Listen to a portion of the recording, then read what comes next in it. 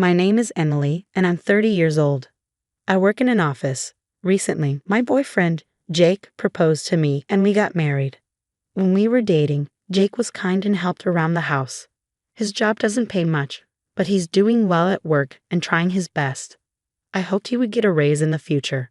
Right now, we live in a small rental apartment. I want to buy a bigger place, so I'm saving little by little, but Jake doesn't seem to save much. I understand his salary isn't high, but he also spends a lot of money on things he doesn't really need. For example, he buys video games without thinking twice, goes out drinking, and even pays for his friends' drinks. I brought this up once, but he got defensive and said, "It's my money. I can spend it however I want."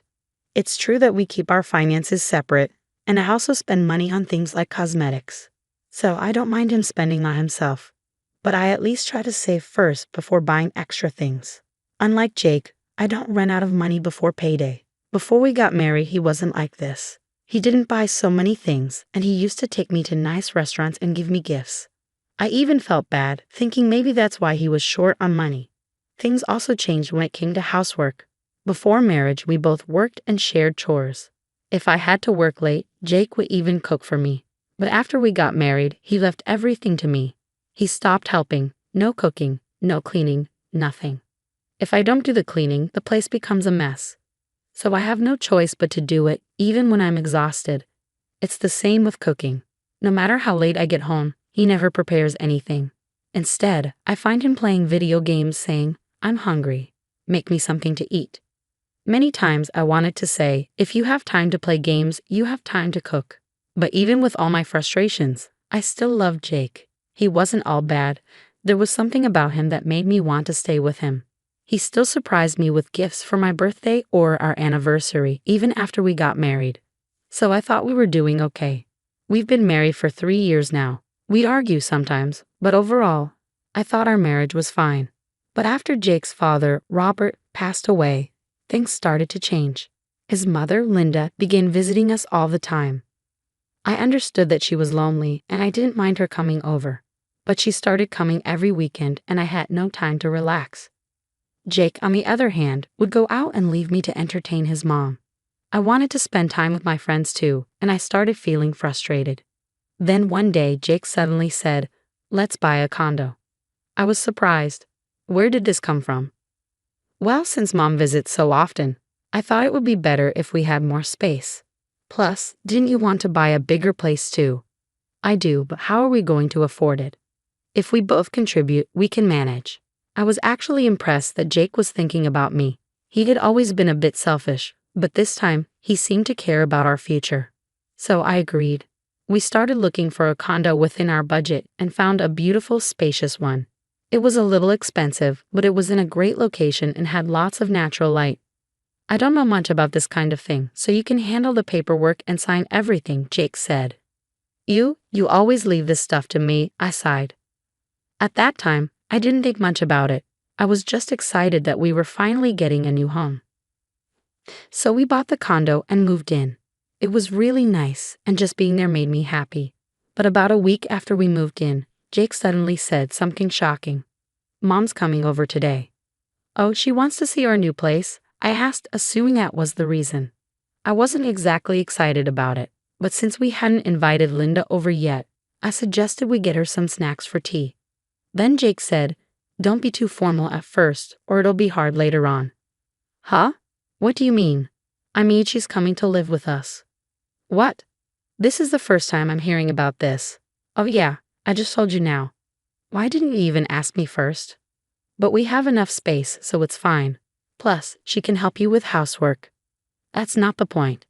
She's lonely, and I felt bad for her." "Wait a second. You can't just decide this on your own." As I was getting angry with Jake, the doorbell rang. "Oh, Mom's here." Jake completely ignored me and went to the door, letting Linda in. "Welcome home, Mom." "Jake, it's so good to see you." "Oh my, what a lovely home. It's so new, clean, and comfortable." She walked in, carrying her big suitcase. In the end, I had no choice. Jake forced me into living with Linda. After that, living in our new home became unbearable. Linda didn't care about my decorations or the way I had set things up. She started putting random ornaments everywhere, and I hated how cluttered it made the place look. Then came an even bigger problem. Jake refused to pay the mortgage. Before we bought the condo, he said we would both pay for it. But when the time came to make the payments, he suddenly said, "I can't afford the mortgage with my salary, so Emily, you pay." "That's not what you told me," I snapped. Jake just shrugged and said, "Well, I thought I could pay before we bought it, but it can't be helped." I was left to take care of everything, the lawn, the house, and even Linda. What was I even working so hard for? This wasn't how things were supposed to be, I thought. But then something happened that made everything even worse. One day, Jake called me into the living room. "What is it?" I asked. He held up a piece of paper. "These are divorce papers." "What? What do you mean?" "I'm cheating on you. I want to be with someone else." It felt like the ground had disappeared beneath me. "This is too sudden. I don't understand." "I've already decided," he said firmly. I couldn't think straight. So much had happened all at once. I wanted to be angry, but I didn't even know what to say. "Just sign it," Jake said. "You probably don't want to stay with a guy like me anyway." He was right.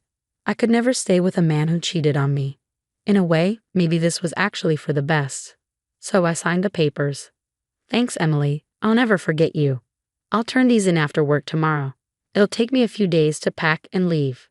Would we really become strangers just like that? It felt surreal. How had I let myself get caught up in this mess, both with him and this house? Would I be living alone in this big place now? Could I handle that? The next day, when I got home from work, all of Jake's things were gone. But Linda was still there. Linda, where's Jake? And what happened to his stuff?" "Oh, Jake left earlier," she said. "As for his manga and video games, I think someone came to buy them." "What? What do you mean?" "Before he left, he said, 'I'm going to ruin everything once and for all.'" That's when I realized I had been completely tricked. Jake had sold all his things and disappeared, leaving Linda behind. I tried calling him, but my number was blocked. I even contacted his workplace, but they told me he had already quit and left no contact information. He had planned all of this. Then in my room, I found a note. "Take care of my mom. If you kick her out and she dies, I'll sue you." I was in complete shock. Linda read the note too, and her face crumpled. What should I do now?" she whispered. Even though we weren't related, I couldn't just leave her. But I also didn't want to keep living with her in this house. I was furious. How could Jake abandon his own mother and dump all his problems on me while he ran off to be happy? I needed to find him, so I hired a private investigator to track him down, no matter the cost. 2 months later, I got a call. They had found him. He was living in an apartment, so I took Linda with me and went straight there. When I rang the doorbell, a woman answered. "Who are you?" she asked. "I'm Jake's ex-wife," I said. She looked shocked. "What?" "But Jake told me he was never married." "And this," I said, pointing to Linda, "is his real mother, the one he left behind at my house." The woman, whose name was Sarah, looked completely confused. "You had no idea, did you?" I asked. "Not at all," she admitted. She let us inside, and we sat down in the living room. I told her everything. By the time I finished, she was horrified. Jake had told her he was single, that he had never been married. But the truth was he had been with me the whole time they were dating. He had been lying to her from the start. But then what about Linda? Jake had told Sarah that his mother was dead. "Oh my God, I'll never forgive him," Sarah shouted. She looked heartbroken. "I'm so sorry. I had no idea about any of this. I don't even know what to say." I nodded. "I know you didn't. Jake lied to you, but both of us can make him pay alimony." "And about Linda," I continued, "Jake is legally responsible for taking care of his own mother." "My dad knows a good lawyer," Sarah said. "I'll have him handle this." Just then, Jake walked in. His face turned pale when he saw us. How did you find me?" Sarah glared at him. "Jake, you've been lying to me this whole time, haven't you?" "No, that's not true," Jake stammered. "We're done," Sarah said firmly. "I'll be suing you for alimony too. You can't escape this." Linda stared at him coldly. "You are not my son anymore. You're dead to me." Sarah crossed her arms. "This apartment is in my name. Pack your things and get out." Jake looked terrified but said nothing. He just nodded and left. In the end, both Sarah and I sued Jake for alimony. The court also ruled that he had to pay for Linda to live in a nursing home. Because of this, Jake ended up in huge debt. He had to move into a tiny, run-down apartment and work 3 part-time jobs just to survive. It felt good to see him get what he deserved. As for Linda, she said the people at the nursing home were kind, and she had made new friends. She seemed happy. As for me, I didn't want to live alone in the big apartment I had bought, so I rented a room to a close friend. We spent our evenings drinking and chatting, and life felt much better. Well, I'm only 30. When I'm ready, I'll start dating again. Another client termination notice, my assistant Lisa asked as I stared at the email on my screen. That's the 5th one this week. I nodded, my job tight. All of them giving the same reason. They were transferring their business to Summit Solutions, my brother David's company. My name is Alexandra Chen, and at 35, I was watching the business I'd spent 10 years building crumble piece by piece. Not because of market forces or bad decisions, but because my own brother had orchestrated its destruction. Have you heard from the Torres account? I asked Lisa, though I already knew the answer. They'd been our biggest client, worth nearly $2 million in annual contracts. She shook her head. David has a meeting with them this afternoon.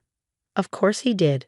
David had been systematically targeting my top clients for months, using inside information he gathered during our years working together, before he'd left to start his own company, before he decided that destroying mine was his path to success.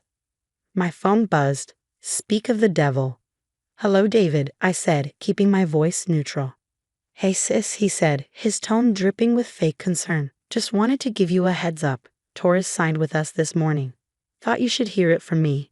I closed my eyes, gripping the phone tighter. How generous of you. Look, Alex, this is just business. You know how it goes. The strong survive, the weak. He paused for effect. Well, they should probably start looking for new opportunities. Is that what Mom would say? I asked quietly. Is this how she raised us to treat family? His laugh was sharp. Don't bring Mom into this. She's been gone for 5 years. This is about business, not family. And frankly, you're not cut out for it. Never were. I thought about the flash drive in my desk drawer, the one containing information that could change everything. Maybe you're right, I said softly. Maybe I'm not cut out for this after all. Finally admitting it, he sounded smug. Tell you what, I'll buy your client list for 10 cents on the dollar. It's more than fair considering most of them are jumping ship anyway. I glanced at Lisa, who was watching me with concern. She knew what was in that flash drive too. Knew what David didn't. I'll think about it, I replied. Was there anything else? Yeah, actually, Mom's house. I think it's time we sold it. No point holding onto it when your company can't even afford the property taxes anymore. The house. Our childhood home, where Mom had raised us after Dad died. Where she taught us about business, ethics, the importance of family. David knew how much it meant to me. I understand, I said, my voice steady despite the anger burning in my chest. Send me the paperwork and I'll review it. After hanging up, I pulled out the flash drive and connected it to my laptop. The files inside were exactly as I remembered. Emails, financial records, client communications. All documenting David's methods for stealing my clients. What he didn't know was that I'd been gathering evidence for months. Every underhanded tactic, every stolen trade secret, every violated non-compete agreement, all meticulously documented. But that wasn't even the biggest secret. Should I call them? Lisa asked, knowing exactly what I was thinking. I nodded. It's time. Set up the meeting for tomorrow. She picked up her phone, dialing a number we'd had ready for weeks. Hello, Mr. Torres. Yes, this is Lisa from Chen Consulting.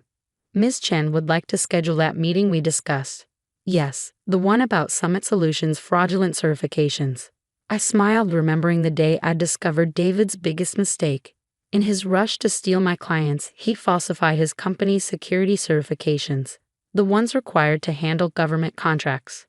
The same contracts that made up 60% of the Torres account. David thought he was destroying my company. He didn't realize he was actually destroying himself. Meeting confirmed for 9 a.m., Lisa announced. Mr. Torres sounded very interested in what we have to share. I stood up, walking to the window of my office. The city sprawled below, including the gleaming building where David's company was headquartered. He was probably there now, celebrating his latest victory, thinking he'd finally beaten his big sister. Send the preliminary documents to the FBI as well, I told Lisa. It's time they had a look at Summit Solutions' certification records. Mom always said that success wasn't about being the strongest or the most ruthless. It was about being the smartest, the most prepared.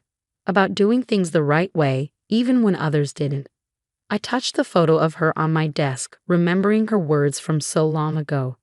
The truth always comes out, Alexandra. Your job is to be ready when it does. Well, Mom, I thought. I'm ready now. My phone buzzed again.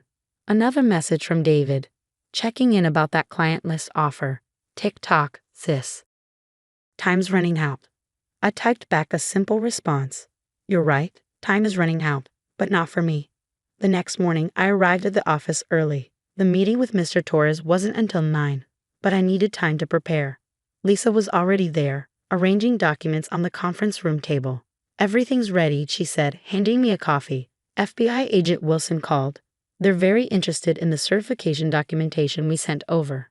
I nodded, reviewing the papers one last time. Financial records, emails, and most damaging of all, proof that David had forged federal security certifications to handle government contracts. It wasn't just unethical, it was criminal. My phone buzzed. David again. Just had breakfast with Johnson Tech. Guess who's their new strategic partner? Your client list offer expires at noon. Take it or leave it. I set the phone down without responding. Johnson Tech was about to learn some interesting things about their new partner. At 8:55, Mr. Torres arrived. He was a tall man with sharp eyes and an even sharper mind. Exactly the kind of person who wouldn't appreciate being deceived. Alexandra, he said as I greeted him. Your message was concerning. You mentioned something about Summit Solutions certifications. Please, sit down. I gestured to the conference room. What I'm about to show you affects not just your company, but potentially your government contracts as well. For the next hour, I laid out everything we discovered. How David had falsified his company's security credentials. How he'd used stolen information to poach clients. The federal regulations he'd violated in the process. Mr. Torres's face grew darker with each revelation. These government contracts, he said slowly, they require top-level security clearance. If Summit Solutions isn't properly certified, your company could be held liable. I finished. The contracts could be voided, and there might be federal penalties. He picked up one of the documents, examining it closely. And you can prove all of this. I pulled out the flash drive. Every email, every falsified document, every violation. It's all here. The FBI already has copies. His hand tightened around the paper. That son of a... He assured us everything was in order. We have millions riding on these contracts. I know, I said softly. That's why I called this meeting. You needed to know the truth before it was too late. Just then, my phone buzzed again. David was calling. I let it go to voicemail. What happens now? Mr. Torres asked, his voice tight with controlled anger. That depends on you, I replied. Chen Consulting still has all the proper certifications. We can handle the transition back, minimize any disruption to your operations. He nodded slowly. And Summit Solutions? The FBI will handle that part. I expect they'll be paying my brother a visit very soon. As if on cue, Lisa knocked and entered the conference room. Sorry to interrupt, but you'll want to see this. She turned on the TV mounted on the wall. The news headline made my breath catch. FBI raids local tech company over fraudulent government certifications. The camera showed agents entering Summit Solutions building, boxes of documents in their hands. And there was David being escorted out, his face a mask of shock and confusion. My phone started ringing again, this time from an unknown number. Probably David using someone else's phone since I wasn't answering his calls. Mr. Torres watched the news footage, his expression grim. I need to make some calls, he said, standing up. And then we should discuss moving our contracts back to Chen Consulting. Immediately. After he left, Lisa turned to me. David's been calling the office nonstop. Should I keep blocking him? I thought about it for a moment. No, I said finally. The next time he calls, put him through. I didn't have to wait long. Within minutes, my phone buzzed again. What did you do? David's voice was ragged, panicked. The FBI. They're saying something about fraudulent certifications. Alex, you have to help me. I closed my eyes, remembering all the times he tried to destroy my company, steal my clients, take away everything I'd built. Help you? I repeated softly. Like you helped me, David? Is this the kind of family support you were talking about? This is different, he shouted. This is federal charges. I could go to prison. Yes, I said calmly, you could. Actions have consequences, David. Mom taught us that, remember? He was quiet for a moment. When he spoke again, his voice was different, smaller, almost like a little brother I used to know. Please, Alex, I messed up. I know that now. But I need my big sister. I gripped the phone tighter, thinking about everything that had led us here, the choices he'd made, the lines he'd crossed. I'll have my lawyer contact you, I said finally. But David? This is the last time. Whatever happens next. We're done. I hung up before he could respond, feeling a weight lift from my shoulders. Through my office window, I could see more news vans arriving at Summit Solutions. The story was breaking wide open. Lisa appeared in my doorway. Johnson Tech is on line 1. They want to discuss moving their business back to us. I nodded, picking up the phone. It was time to rebuild what David had tried to destroy. But this time, I'd do it knowing exactly who I could trust. And who I couldn't. 3 weeks after the FBI raid, I sat in my office reviewing contracts. Johnson Tech, Torres, and most of our other former clients had returned, their trust in Chen Consulting restored. Summit Solutions was under federal investigation, its assets frozen, its reputation in tatters. Your brother's lawyer is here, Lisa announced, standing in my doorway. He's requesting a meeting. I glanced at the clock. Right on time, sent him in. Richard Bennett, one of the city's top criminal defense attorneys, entered my office carrying a thick folder. His expression was grim. Ms. Chen, he began, taking a seat. I'll be direct. The evidence against your brother is overwhelming. He's looking at serious federal charges. Fraud, falsifying documents, violating government contracts. The prosecutors are talking about 15 to 20 years. I kept my face neutral. And why are you telling me this? He leaned forward. Because you're the key witness. Your testimony, your evidence, it's the cornerstone of their case. But you're also his sister. We're hoping you might consider not cooperating. Not cooperating? I repeated slowly. You mean lie to federal investigators? Withhold evidence? Think about your family, he pressed. Your mother. Don't. My voice was sharp. Don't you dare bring my mother into this. David didn't think about family when he was trying to destroy my company, when he was stealing my clients, when he was threatening to take our childhood home. Bennett shifted uncomfortably. He made mistakes. He knows that now. He's prepared to make full restitution to your company. With what money? I cut in. The money he stole from my clients, the funds he obtained through fraudulent contracts, that money isn't his to offer. Just then, my phone buzzed. A text from David. Please help me, Alex. I'm begging you. Mom would want you to help family. I showed the message to Bennett. See this? Even now, he's trying to manipulate me, using our dead mother to avoid consequences. Ms. Chen. No, I said firmly. I'll tell you exactly what I'm going to do. I'm going to testify. I'm going to provide every piece of evidence I have. And I'm going to make sure that everyone knows exactly what David did. He's your brother. Bennett tried one last time. Yes, he is. And that's why this hurts so much. But sometimes the people who hurt us most are the ones closest to us. And sometimes loving someone means letting them face the consequences of their actions. After Bennett left, I drove to our mother's house. The one David had tried to force me to sell. The garden was overgrown, but her roses were still blooming. I sat on the porch steps, remembering all the lessons she'd taught us there. Always do what's right, she'd say. Even when it's hard, especially when it's hard. My phone buzzed again, this time from an unknown number. I answered, knowing who it would be. Alex? David's voice was small, broken. They're saying I'll have to plead guilty, that fighting the charges will only make it worse. Then plead guilty, I said quietly. Take responsibility for once in your life. How can you do this to me? His voice cracked. I'm your brother. Yes, you are. And I'm your sister. The one you tried to destroy, remember? The one whose company you sabotaged, whose clients you stole. He was quiet for a moment. I never thought. I didn't mean for it to go this far. But it did go this far, David. You crossed lines that can't be uncrossed. And now you have to face the consequences. After hanging up, I walked through Mom's garden, touching the roses she loved so much. Tomorrow, I would meet with federal prosecutors. I would tell them everything. Not out of revenge, but because it was right.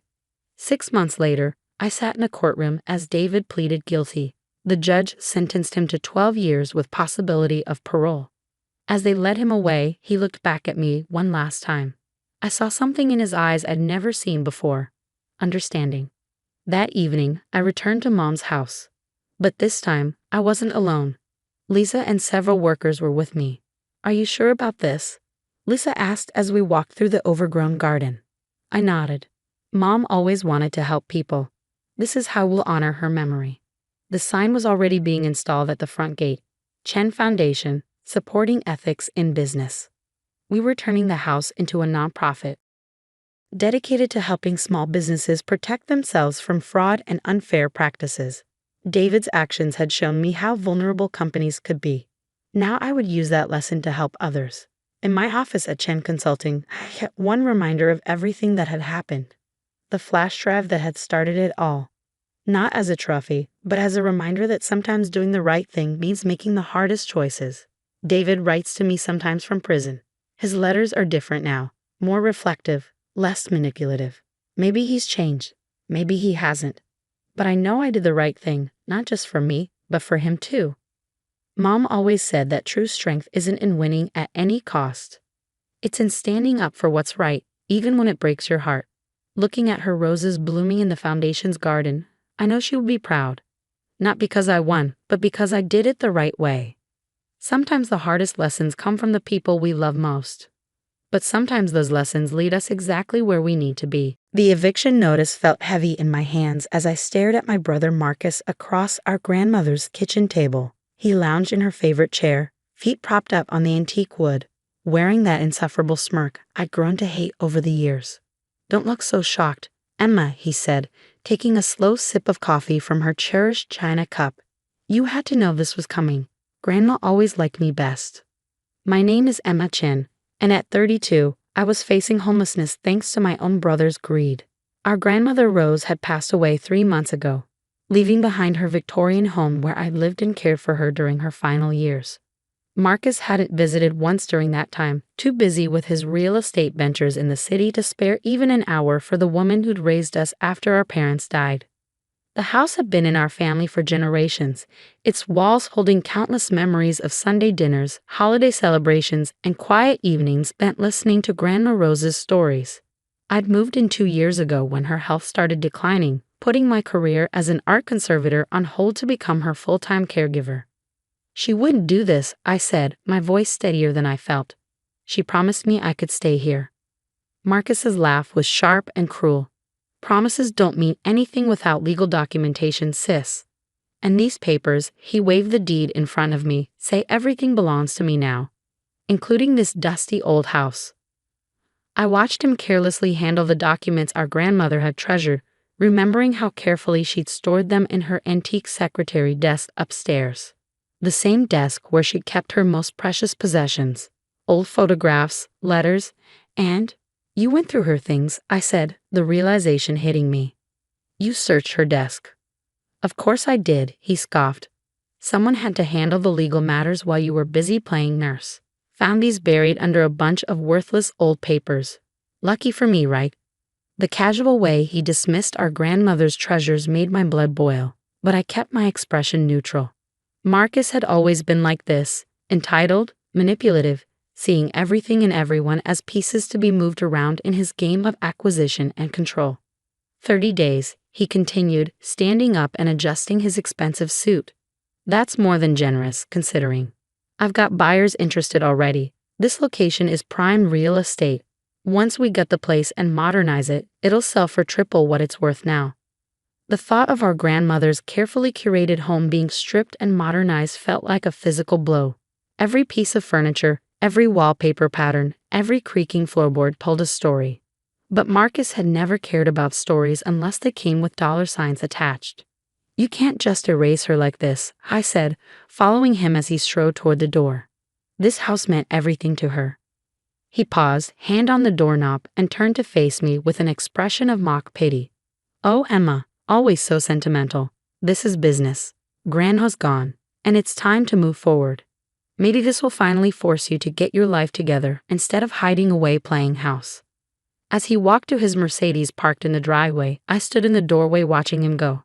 My fingers traced the worn wooden doorframe where Grandma Rose had marked our heights as children, each pencil line a memory of who we used to be.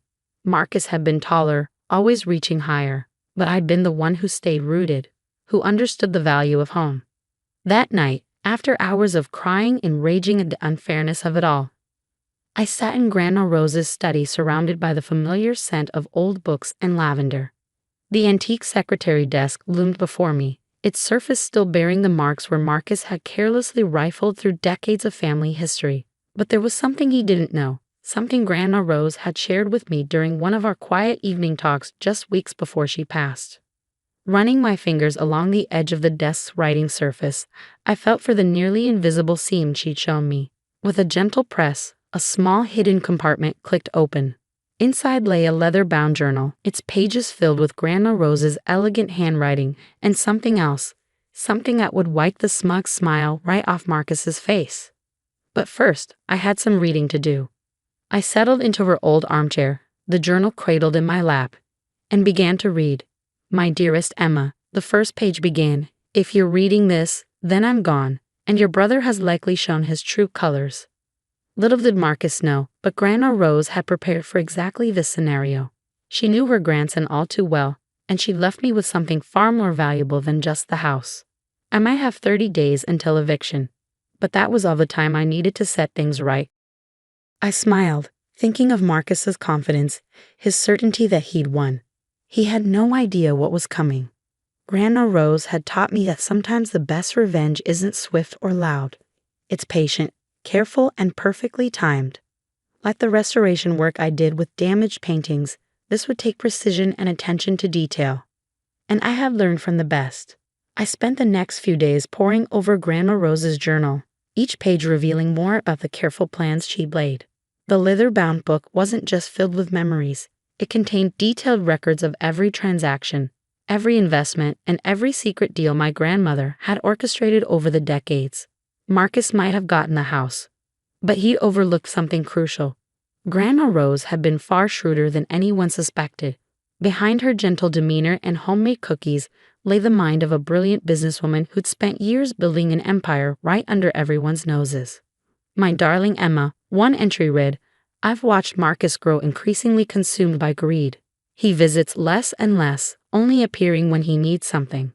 I know he'll try to take everything once I'm gone. That's why I've prepared this gift for you, the key to something he can never touch." As I read on, my eyes widened. The Victorian house was just the tip of the iceberg. Grandma Rose had quietly accumulated shares in some of the city's most valuable properties, including several buildings in Marcus's prized development district. She'd done it through a series of shell companies, using her knowledge of old property laws and her connections with the city's oldest families. But the real bombshell came near the end of the journal. Along with detailed documentation of her holdings, Grandma Rose had left me something else. Proof that Marcus had been engaging in fraudulent real estate practices for years. She kept meticulous records of his schemes, the way he'd manipulated property values and deceived elderly homeowners. I couldn't stop him, she wrote, but I could document everything. The choice of what to do with this information is yours, my dear. Use it wisely. I called my friend Sarah, a corporate lawyer I'd known since college. "Can you come over?" I asked, my voice trembling with excitement. "I need your eyes on something."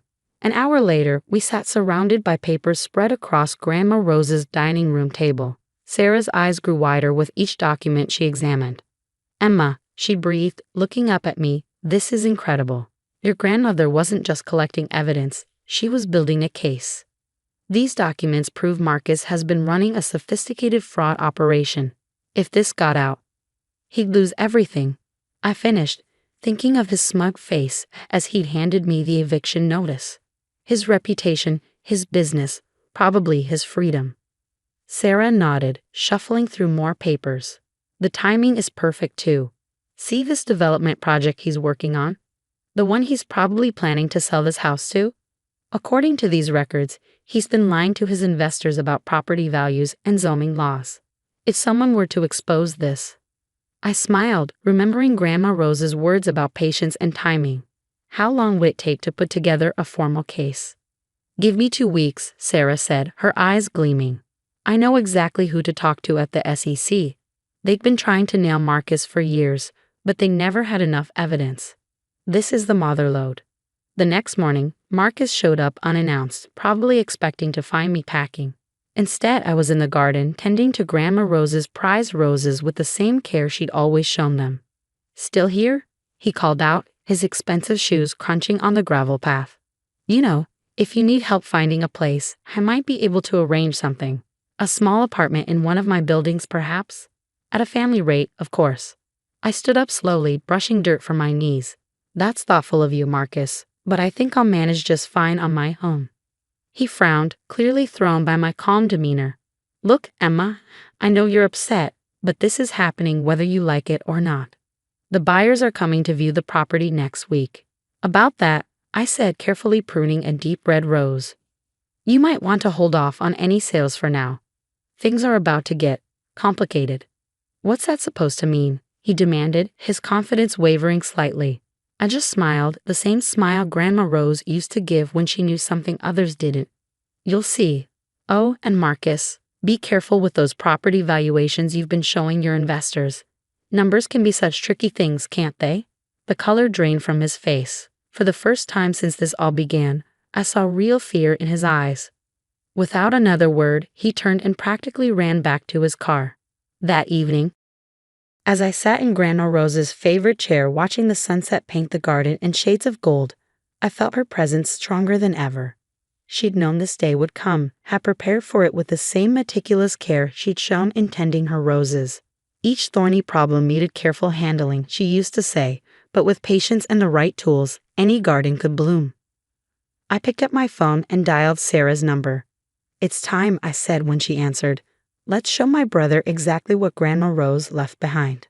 The next 2 weeks were a whirlwind of activity. Sarah worked tirelessly, compiling the evidence into an airtight case. Meanwhile, I noticed increased activity around Marcus's office. Cars coming and going at odd hours, lights burning late into the night. He was scrambling, probably trying to cover his tracks. But it was too late. The hammer fell exactly 20 days after he'd served me with the eviction notice. The SEC investigation became public, and Marcus's carefully constructed world began to crumble. His investors pulled out, his partners distanced themselves, and his reputation, the thing he valued above all else, lay in tatters. The morning the story broke in the local papers, I stood in Grandma Rose's kitchen making her signature lavender tea. The headline stared up at me from the counter. Local real estate mogul under investigation for massive fraud scheme. My phone buzzed with a text from Marcus. We need to talk. Now. I took my time responding, remembering all the times he'd ignored Grandma Rose's calls when she was sick, all the family dinners he'd missed, all the memories he'd been too busy to make. Sorry, I texted back. I'm rather busy today. But don't worry, we have plenty of time to talk. About 10 more days, by my count. 10 days. That's how long it took for Marcus's empire to completely unravel. The SEC investigation revealed everything. The fraudulent property valuations, the forged documents, the elderly residents he pressured into selling their homes for a fraction of their worth. His investors fled in droves, his business partners disappeared, and his reputation lay in ruins. I was in Grandma Rose's garden when he finally showed up, looking nothing like the polished real estate mogul who'd smugly handed me an eviction notice. His expensive suit was wrinkled, his hair disheveled, and the arrogant smirk had been replaced by something closer to desperation. You did this, he said, his voice hoarse. You destroyed everything I built. I continued pruning the roses just as Grandma had taught me. No, Marcus, you did this to yourself. I just showed everyone who you really are. He collapsed onto the garden bench, head in his hands. How did you know about all of it? Grandma Rose knew, I said simply. She kept records of everything. Every shady deal, every manipulated sale. She saw who you really were long before anyone else did. He looked up sharply. That's impossible. She was just a sweet old lady who baked cookies and tended her garden. I couldn't help but laugh. That's exactly what she wanted everyone to think. But Grandma Rose was smarter than any of us knew. While you were busy building your house of cards, she was building something real. Something that would last. I pulled out a thick envelope from my pocket, the final piece of Grandma Rose's plan. Did you know she owned controlling shares in half the properties in your development district? Through various shell companies, of course. She left them all to me. Marcus's face went pale. You're lying. Check the records, I said, handing him the envelope. It's all there. The properties, the companies, everything. She spent years quietly buying up land while you were focused on quick profits and flashy deals. His hands trembled as he read through the documents. This can't be real. She was just Grandma. She was so much more than that, I said firmly. She built an empire right under your nose, and you never noticed because you were too busy looking down on her. Too busy to visit, too busy to call, too busy to see what was right in front of you. I watched as the reality of his situation sank in. Not only had his fraudulent practices been exposed, but now he was learning that the real power in the family had been quietly passing to me all along. What are you going to do? He asked, his voice barely a whisper. I looked around the garden at the roses Grandma had tenderly cultivated for decades. First, I'm staying in this house. It means too much to too many people to be torn down for another soulless development project. And then I'm going to run things the way Grandma would have wanted. No more pushing out elderly residents. No more destroying historic properties for profit. We're going to preserve what matters, build something meaningful. He stood up, shoulders slumped in defeat. You won? Just like that? This was never about winning, Marcus. It was about doing what's right, something you forgot a long time ago. As he walked away, I could almost feel Grandma Rose's presence beside me, smell her signature lavender perfume on the breeze. She'd given me more than just property and power. She'd given me a chance to set things right, to protect the community she'd loved so much. The next morning, I woke up early and went to the kitchen, just as I had every morning when Grandma was alive. I made her favorite lavender tea in her cherished china cup and sat in her chair, watching the sunrise paint the garden gold. On a table before me lay the morning paper, its headline announcing Marcus's resignation from his company and voluntary cooperation with federal investigators. Beside it sat Grandma Rose's journal, open to its final page. Remember, my darling Emma, she'd written, true wealth isn't measured in property deeds or bank accounts. It's measured in the lives we touch, the communities we build, and the legacy we leave behind. I trust you to carry this forward, to build something beautiful from what I've left you. And never forget, sometimes the sweetest victories come from the most carefully tended gardens. I smiled, sipping my tea and watching the morning light dance across her roses. Marcus had thought he'd won when he found those property deeds, never realizing that Grandma Rose had orchestrated everything, laying the groundwork for a victory that went far beyond mere possession of a house. She'd known exactly what she was doing, cultivating not just her beloved roses, but a future where her true values could flourish. And now, thanks to her careful planning and patient wisdom, that future was finally blooming. In the end, it wasn't just about keeping the house or exposing Marcus's schemes. It was about honoring Grandma Rose's real legacy, one built on patience, wisdom, and the understanding that true wealth grows slowly, like her roses, nurtured by care and attention rather than greed and haste. As I sat there in the morning light, I could almost hear her gentle laugh, could almost see her tending her beloved garden. She'd given me so much more than just properties and power. She'd given me the tools to protect everything she loved, to nurture it and help it grow. And that, I realized, was the greatest inheritance of all. The leather chair creaked as I leaned back in my office, watching my brother Peter pace furiously in front of my desk. His expensive suit was wrinkled, his normally perfect hair disheveled. Signs that his carefully constructed facade was cracking. You think you're so clever, don't you? He spat, throwing a stack of papers onto my desk. Hiding behind Dad's old promises. But times have changed. The company needs strong leadership, not some weak-willed idealist who cares more about employee benefits than profit margins. My name is James Mitchell, and at 35, I was about to show my older brother exactly what happens when you mistake kindness for weakness. 5 years of careful observation and documentation were about to pay off. Are you done? I asked calmly, not touching the transfer documents he'd thrown down. Because if this is another attempt to force me out of Mitchell Construction, you're wasting both our time. Peter stopped pacing, his face reddening. This isn't a request anymore, James. Either you sign over your shares voluntarily or certain information about your past might find its way to the board. I raised an eyebrow, keeping my expression neutral despite the anger building inside me. What information would that be? He smiled, the same smug grin he'd worn since childhood when he thought he had the upper hand. Remember that project in Denver? The one where the numbers didn't quite add up? I know what really happened. The irony almost made me laugh. The Denver project, where I first discovered Peter's illegal kickback scheme with our suppliers. He thought he found dirt on me, but all he'd done was give me an opening. Interesting you should mention Denver, I said, reaching for my phone. I have some recordings you might want to hear. His smile faltered slightly. What recordings? I pulled up an audio file and pressed play. Peter's voice filled the room.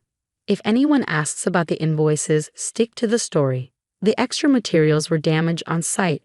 No one needs to know about our little arrangement. The color drained from his face as I stopped the recording. That's nothing. It proves nothing. Really? I opened my desk drawer and pulled out a USB drive. Because I have 5 years of similar recordings. Phone calls, meetings, video footage of you accepting envelopes in parking garages. Did you really think I wouldn't notice the systematic theft from our family's company? Peter's hands clenched into fists. You're bluffing. You wouldn't dare expose this. It would damage the company's reputation. I stood up slowly, meeting his gaze. See, that's where you're wrong, Peter.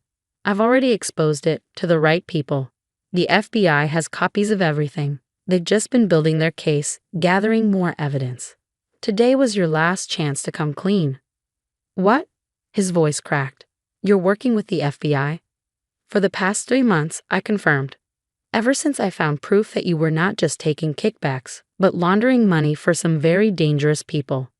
Did you think I wouldn't investigate when our steel suppliers suddenly doubled their prices, but our costs somehow went down? Peter lunged forward, grabbing the USB drive from my desk, but I didn't try to stop him. This is the only copy, right? You destroy this, and it's your word against mine. I almost felt sorry for him as I pulled out my phone again, sending a quick text. Almost. That's just a blank drive, Peter. A prop. Everything real is already safely stored where you can't touch it. As if on cue, there was a knock at my office door. Agent Sarah Martinez stepped in, followed by 2 other FBI agents. Peter Mitchell, we have some questions about your business dealings. I watched as understanding finally dawned on my brother's face, the realization that his scheme was unraveling, that his own arrogance had been his undoing. You set me up, he whispered, staring at me with a mixture of rage and disbelief. No, I corrected him, sitting back down at my desk. You did this to yourself. I just made sure there would be consequences. The morning after Peter's arrest, I sat in Mitchell Construction's main conference room, facing our stunned board of directors. The mahogany table that had witnessed decades of family leadership now felt like a barrier between 2 worlds, the company we had been and the one we would become. Let me get this straight, Marcus Chen, our longest-serving board member, said as he reviewed the documents in front of him. Peter has been running a kickback scheme through our supply chain for 5 years. The kickbacks were just the beginning, I replied, pulling up a presentation on the screen. He was using our legitimate contracts as cover for money laundering. The inflated supply costs, the ghost employees on payroll, the phantom project expenses. It was all designed to clean dirty money for the Ramirez cartel. The room went silent. Tom Bradley, another board member, dropped his glasses onto the table. The cartel? My God, James. Do you realize how deep this goes? I nodded, clicking through to the next slide. That's why I had to be careful. One wrong move, and it wouldn't have just been the company at risk. People could have died. My phone buzzed. Another message from Agent Martinez. Your brother's asking to make a deal. Says he has names. You were right about him cracking under pressure. Sarah, our head of legal, cleared her throat. The question now is how we move forward. This could destroy us if it becomes public. I stood up, walking to the window that overlooked the city skyline. Down below, I could see the cranes and scaffolding of our latest project, a children's hospital we'd won the contract for last year. Peter had fought against bidding on it, claiming the profit margins were too low. Now I knew why. It would have been too visible, too scrutinized for his schemes. We get ahead of it, I said, turning back to face the board. Complete transparency with the authorities, full cooperation with the investigation. We show that Peter's actions were those of a rogue executive, not a reflection of our company's values. And the financial impact? Marcus asked. I clicked to the next slide, showing a series of calculations. I've been preparing for this. Over the past year, I've been quietly restructuring our supplier relationships, building legitimate alternatives to Peter's compromised channels. We'll take a hit, but we'll survive. Just then, my assistant knocked and entered quickly. James, you need to see this. She handed me her tablet, open to a breaking news article. My stomach dropped as I read the headline. Mitchell Construction here arrested in FBI raid. Cartel connections alleged.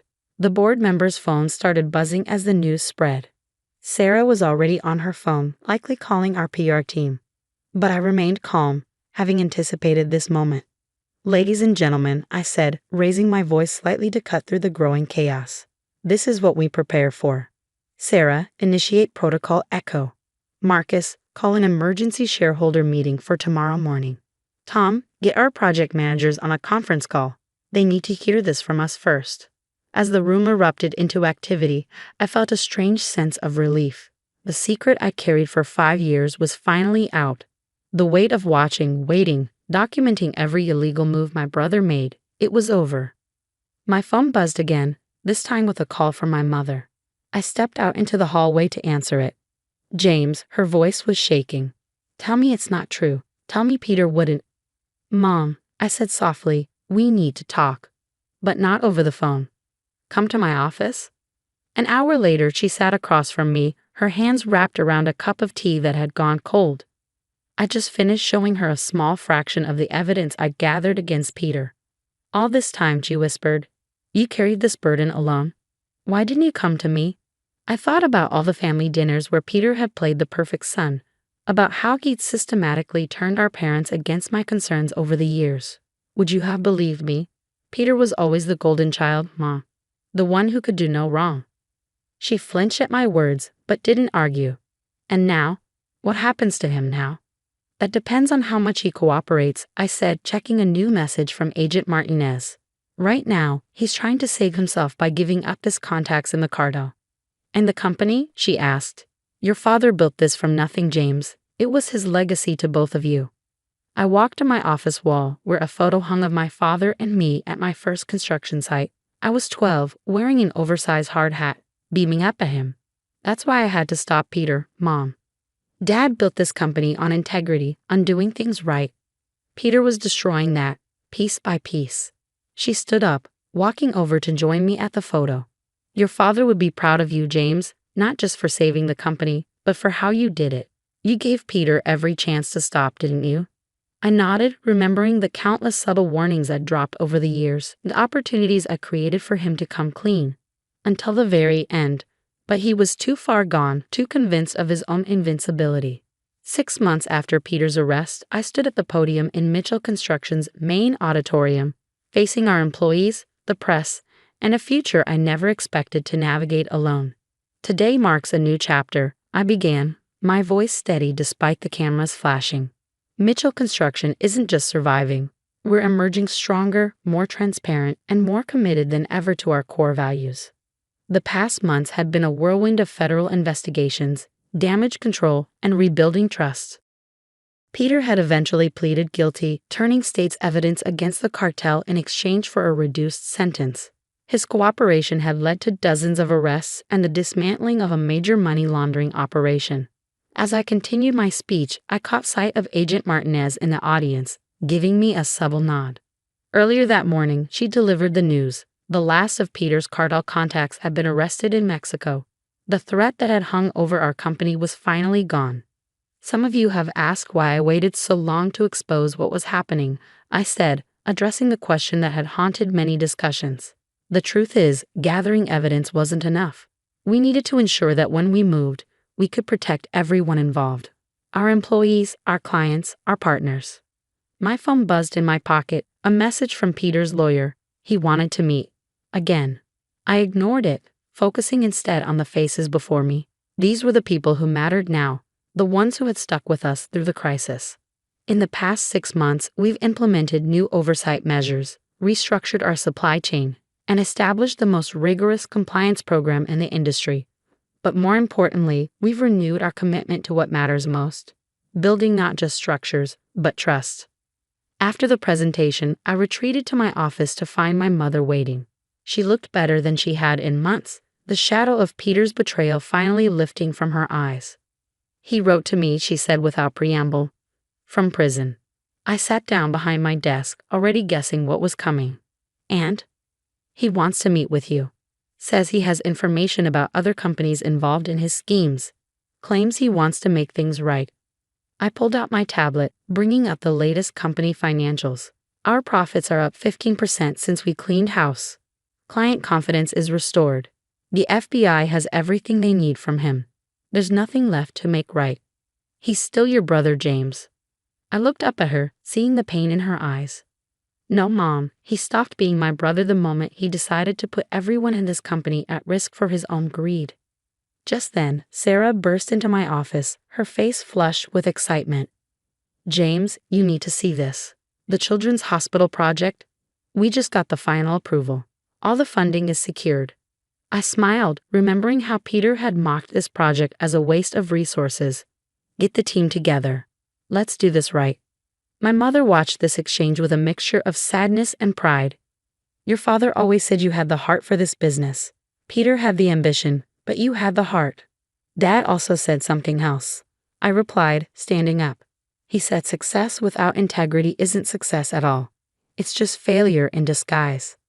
Later that evening, as I walked through the quiet halls of our headquarters, I paused at the wall of company photos. There was one from the groundbreaking of our first major project. Dad, Peter, and me, all wearing hard hats and smiling. I thought about taking it down after everything that happened, but decided against it. It was a reminder of where we came from and why the truth mattered. My phone buzzed one last time, another message from Peter's lawyer. "Final chance. He has information you need to hear." I typed a simple reply. The truth already came out. There's nothing left to say. Turning off my phone, I gathered my things and headed for the elevator. Tomorrow, we would break ground on the Children's Hospital. It would be the largest project in our company's history and the first one that was entirely mine to lead. As I drove home, the city lights twinkling around me, I thought about the legacy my father had left us. Peter had seen it as something to exploit, a tool for his own advancement. But I understood now what Dad had been trying to teach us all along. True success isn't measured in profit margins or power plays. It's measured in the lives you touch, the trust you build, and the integrity you maintain when no one's watching. The next morning, as I stood at the hospital construction site watching the sunrise paint the sky in shades of hope, I felt a deep sense of peace. Peter had tried to destroy our family's legacy, but in doing so, he'd only made it stronger.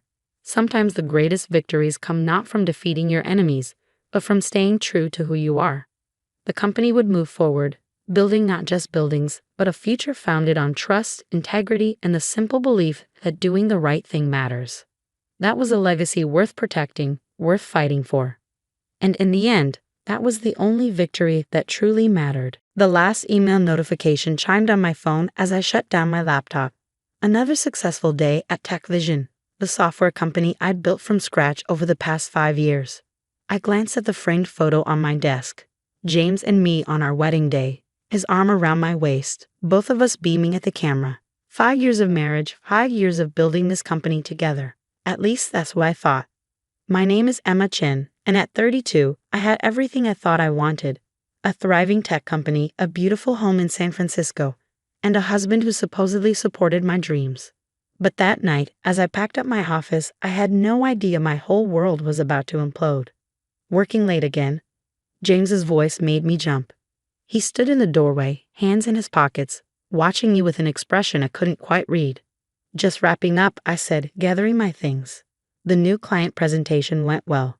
They're excited about the security features we've added to the platform. He nodded, but something felt off. James had been acting strange lately, distant, secretive. I brushed it off as stress from work, but tonight felt different. "We need to talk, Emma." His tone sent a chill down my spine. I sat back down, my heart racing. What's wrong? I'm leaving. He stated it simply, like he was announcing the weather, and I'm taking control of Tech Vision. For a moment, I couldn't process his words. What are you talking about? This is my company. I founded it.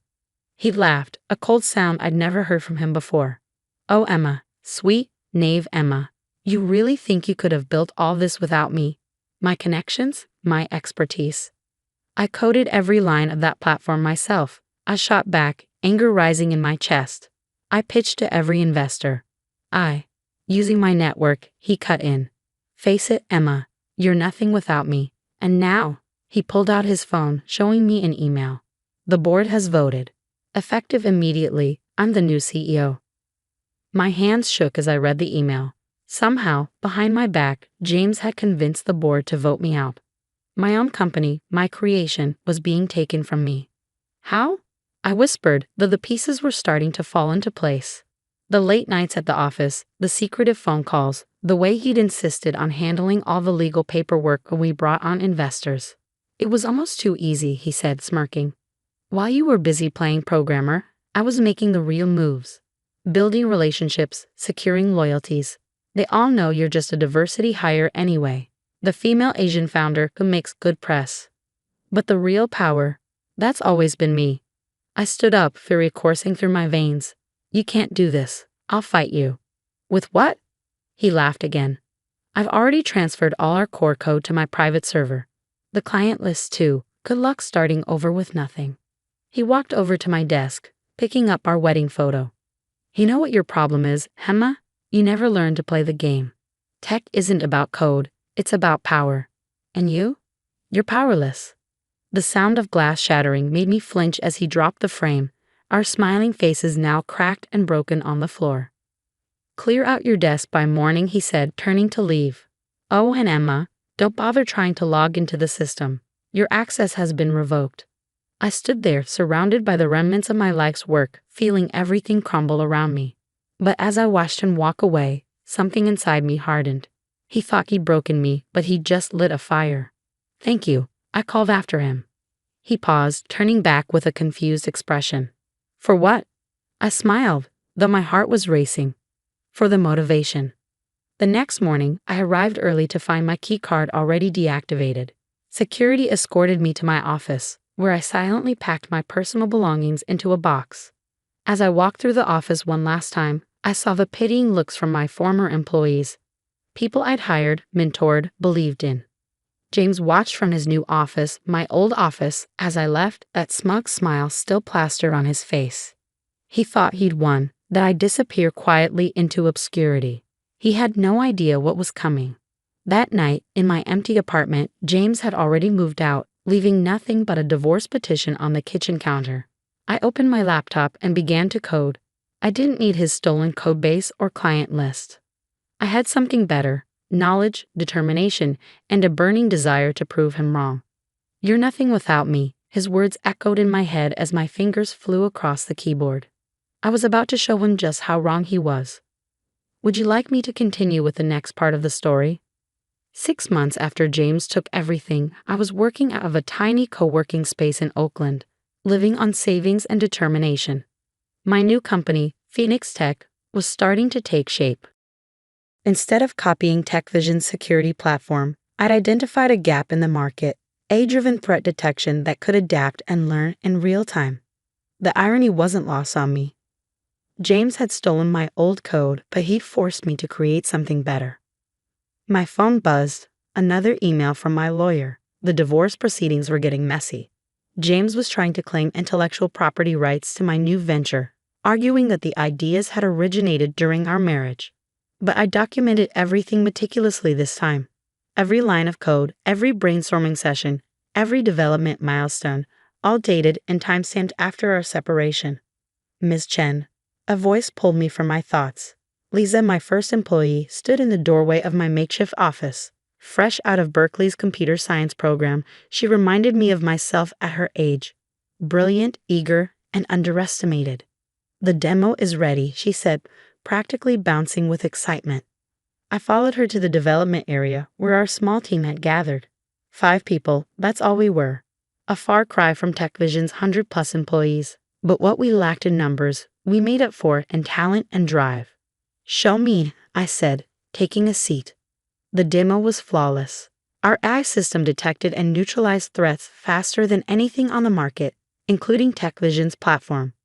But more importantly, it learned from each attack, growing stronger and more intelligent.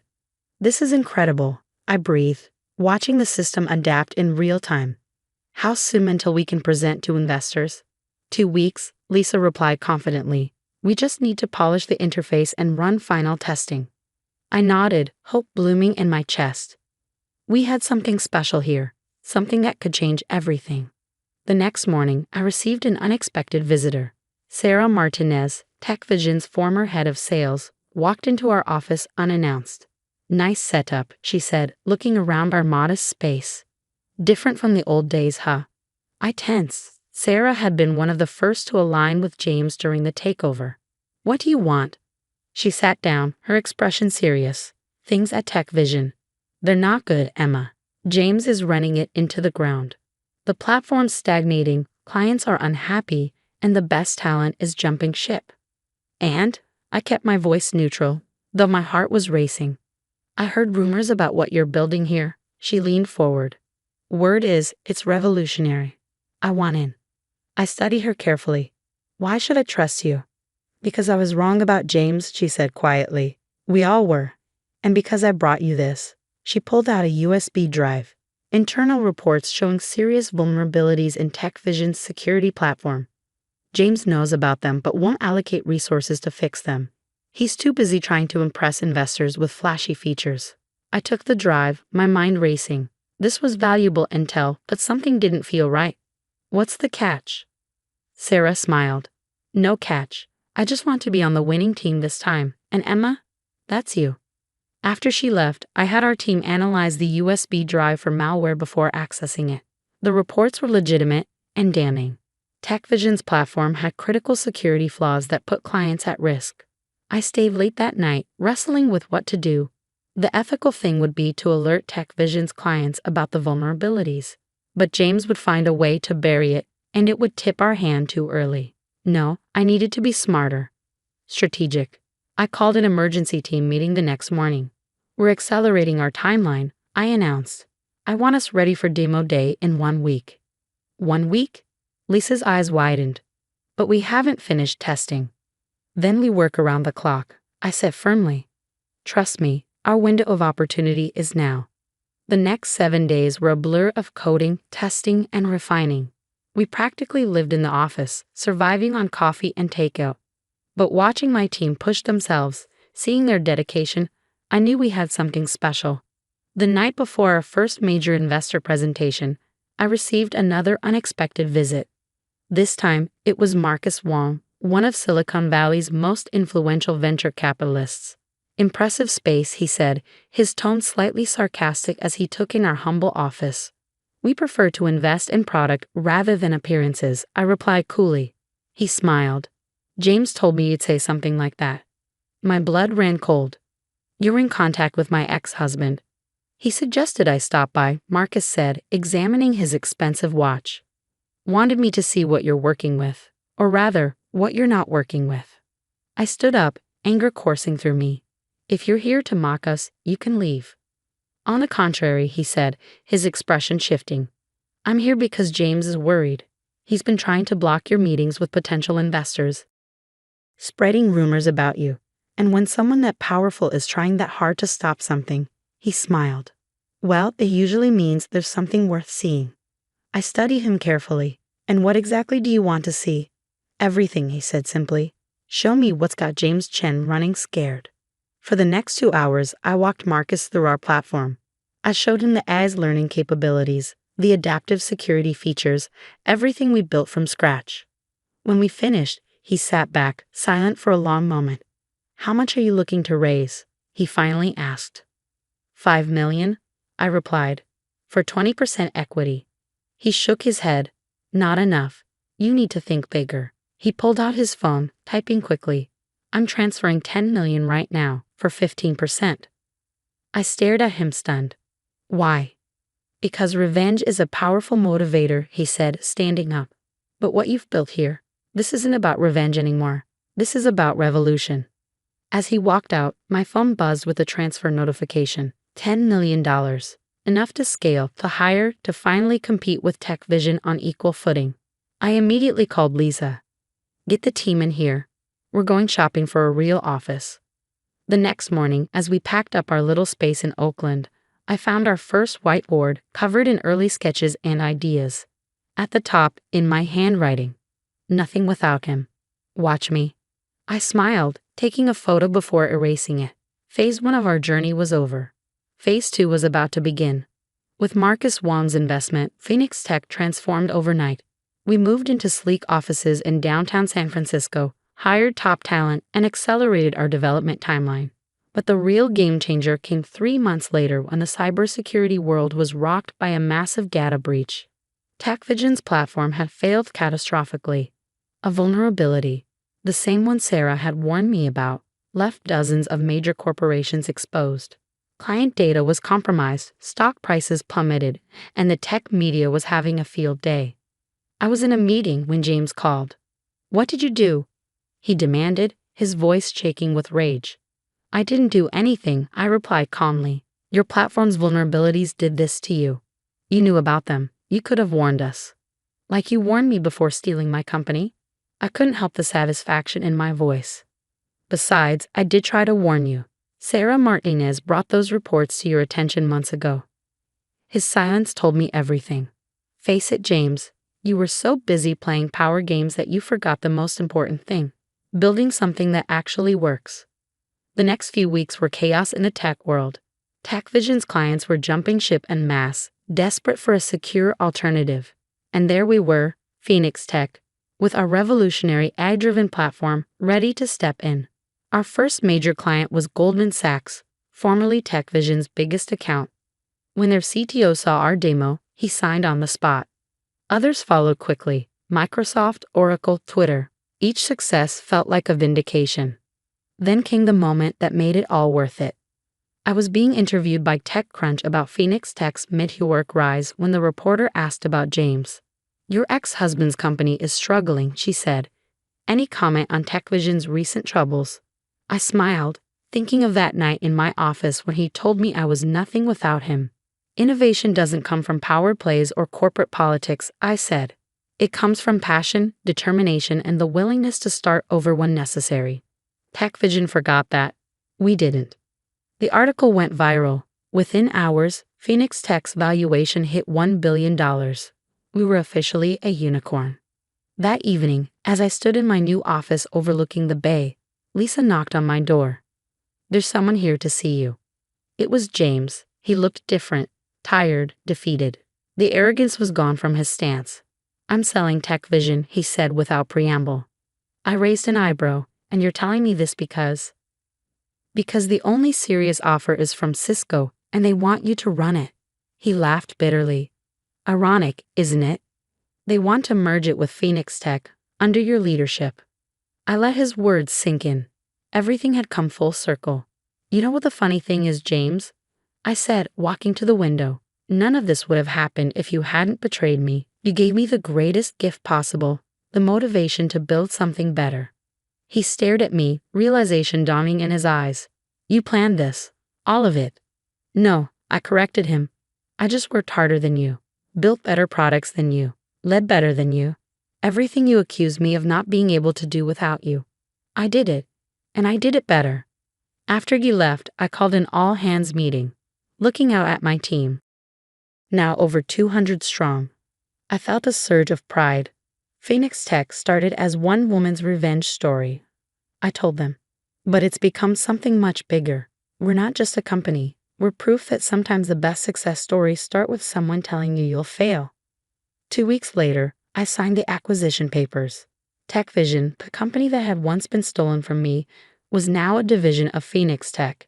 The price tag? $500 million, a fraction of our valuation. James's name wasn't anywhere on the new organizational chart.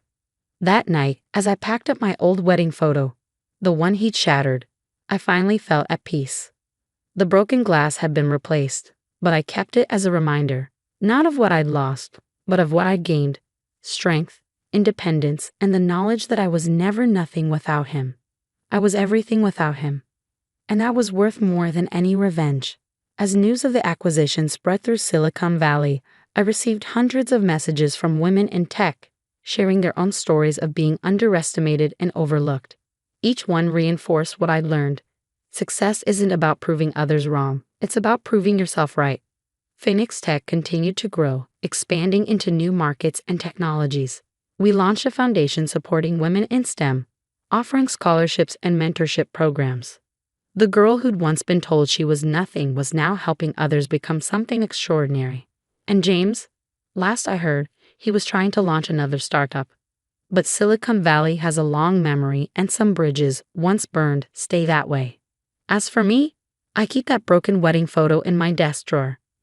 Not because I need it anymore, but to remind myself and others of an important truth. Sometimes the people who try to break you end up making you unbreakable. That's the thing about phoenixes, they don't just rise from the ashes, they soar. How could you do this to Emma? Jessica from accounting practically spat the words at me, her face red with righteous anger. She's fighting for her life while you're sneaking around with some woman at the Marriott. I stood in the middle of our office's open floor plan, surrounded by judgmental faces and whispered accusations. My colleagues, people I'd worked with for 5 years, looked at me with a mixture of disgust and disappointment. If you just let me explain. I started, but Tom from sales cut me off. We have pictures, Mike. Every Friday night for the past 2 months, you're not even trying to hide it. My name is Michael Chen, and at 35, I was watching my professional reputation crumble because of assumptions and half-truths. But I couldn't tell them the real reason I'd been meeting Sarah Matthews at that hotel. Not yet. I'm reporting this to HR, Jessica announced, her voice carrying across the office. Emma deserves to know what kind of man she married. I thought about Emma, my wife of 8 years, fighting stage 3 breast cancer in our bedroom at home. She knew exactly where I was every Friday night. In fact, she was the one who had hired Sarah Matthews, PI, to help us uncover what was really happening at Jensen Financial Group. The irony of being accused of infidelity while actually gathering evidence of corporate fraud wasn't lost on me. But for now, I had to play my part. Let them think I was the villain. Everything would come to light soon enough. Do what you need to do, I said quietly, turning back to my desk. Let them report me to HR. That was part of the plan anyway. As I sat down, my phone buzzed with a text from Sarah. We've got everything. Meeting with the FBI tomorrow at 9. Hold on just a little longer. I closed my eyes, remembering how this all started 3 months ago. Emma had been the one to notice the discrepancies first. Even through her chemotherapy fog, her accountant's mind had picked up on patterns in the quarterly reports that didn't add up.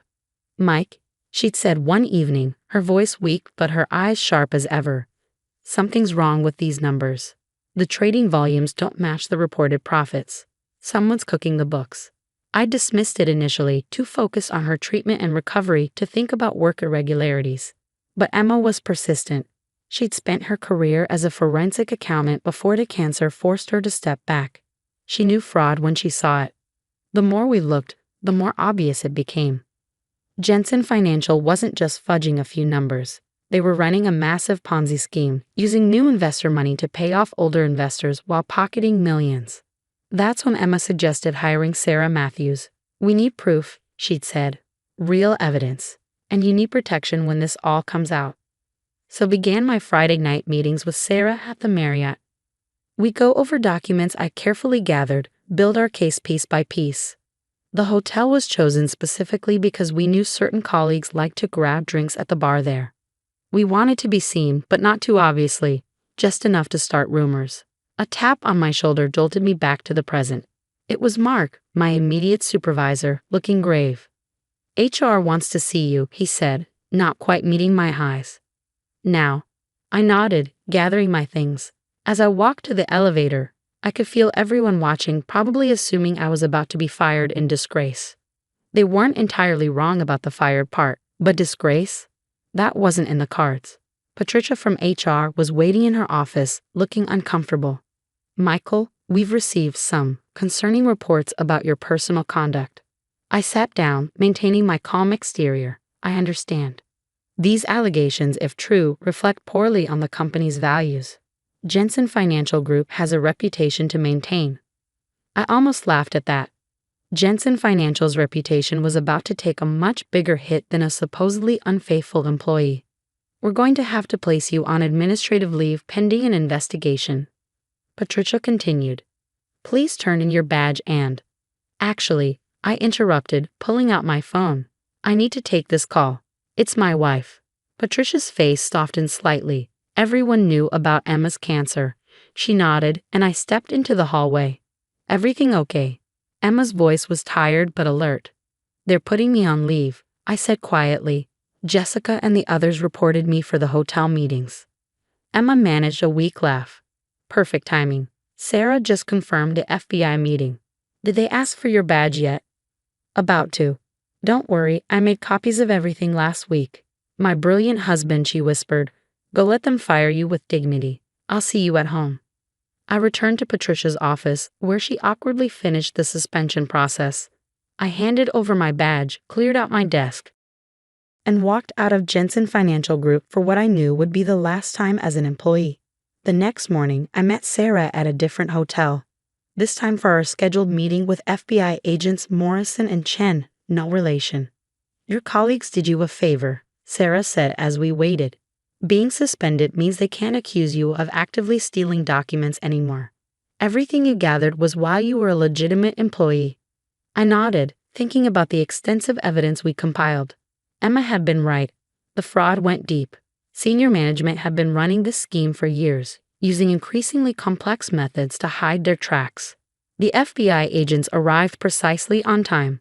Agent Morrison, a sharp-eyed woman in her 40s, got straight to the point. Mr. Chen, we've reviewed the evidence you and Ms. Matthews have gathered. Combined with Mrs. Chen's financial analysis, it paints a compelling picture of long-term securities fraud. We're particularly interested in these transaction records, Agent Chen added, spreading out copies of documents I secretly gathered. Can you walk us through how you obtained these? For the next 2 hours, I detailed everything I discovered over the past months, the patterns Emma had first noticed. The discrepancies in trading records, the mysterious offshore accounts, the way investor funds were being misappropriated. What made you decide to gather evidence instead of reporting it immediately? Agent Morrison asked. My wife, I said simply. Emma knew we needed irrefutable proof. She spent her career investigating financial fraud. She knew how easily these things can be covered up without solid documentation. The agents exchanged glances. Mrs. Chen's analysis was instrumental in helping us understand the scope of this fraud, Agent Morrison admitted. Her expertise is evident in the way the evidence was compiled. That's my Emma, I said proudly. Even fighting cancer, her mind is sharp as ever. As we wrapped up the meeting, Agent Chen handed me his card. We'll need you to be available for further questions. Things are going to move quickly once we move on Jensen Financial. I drove home feeling lighter than I had in months. The weight of carrying this secret, of letting my colleagues think the worst of me, was finally lifting. Emma was asleep when I got home, her face peaceful for once. The latest round of chemo had been brutal, but her doctors were optimistic. I sat beside her bed, taking her hand gently. Her eyes fluttered open. How did it go? Perfectly. The FBI is moving forward. You were right about everything.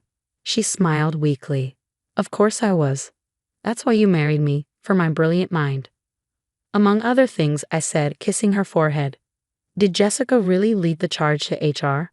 She asked, amusement flickering in her eyes. Oh yes, she was very concerned about your honor. Emma laughed softly. I can't wait to see her face when this all comes out. I squeezed her hand gently. Rest now.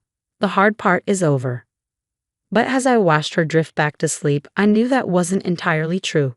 The hard part, the arrests, the media circus, the inevitable questions from colleagues, was yet to come, but for now, we had done our part. The truth would take care of the rest. My phone buzzed with another text from Sarah. FBI moving in tomorrow morning. Be ready for the storm. I looked at Emma, peaceful in her sleep, and thought about how she'd recognized the fraud even through her cancer fog. How she'd insisted we do something about it. how she orchestrated this entire plan while fighting for her life. Tomorrow would bring chaos, but we were ready. Let them think what they wanted about my Friday night hotel meetings. The truth would be far more interesting than their assumptions. The FBI raid on Jensen Financial Group started precisely at 9:07 a.m. the next morning. I watched it unfold on the local news, sitting beside Emma's bed as agents led senior executives out in handcuffs. The cameras caught everything: the shocked faces, the boxes of evidence, the crowds of employees being escorted from the building. "There's Jessica," Emma pointed out, a slight smirk playing on her lips. The camera had panned to show my former colleagues huddled outside, watching their workplace become a crime scene. Jessica was front and center, her face a mask of confusion. My phone started buzzing almost immediately. First Mark, then Jessica, then what seemed like everyone from the office. I ignored them all. "Not yet," Emma advised, her voice tired but amused. "Let them stew for a bit."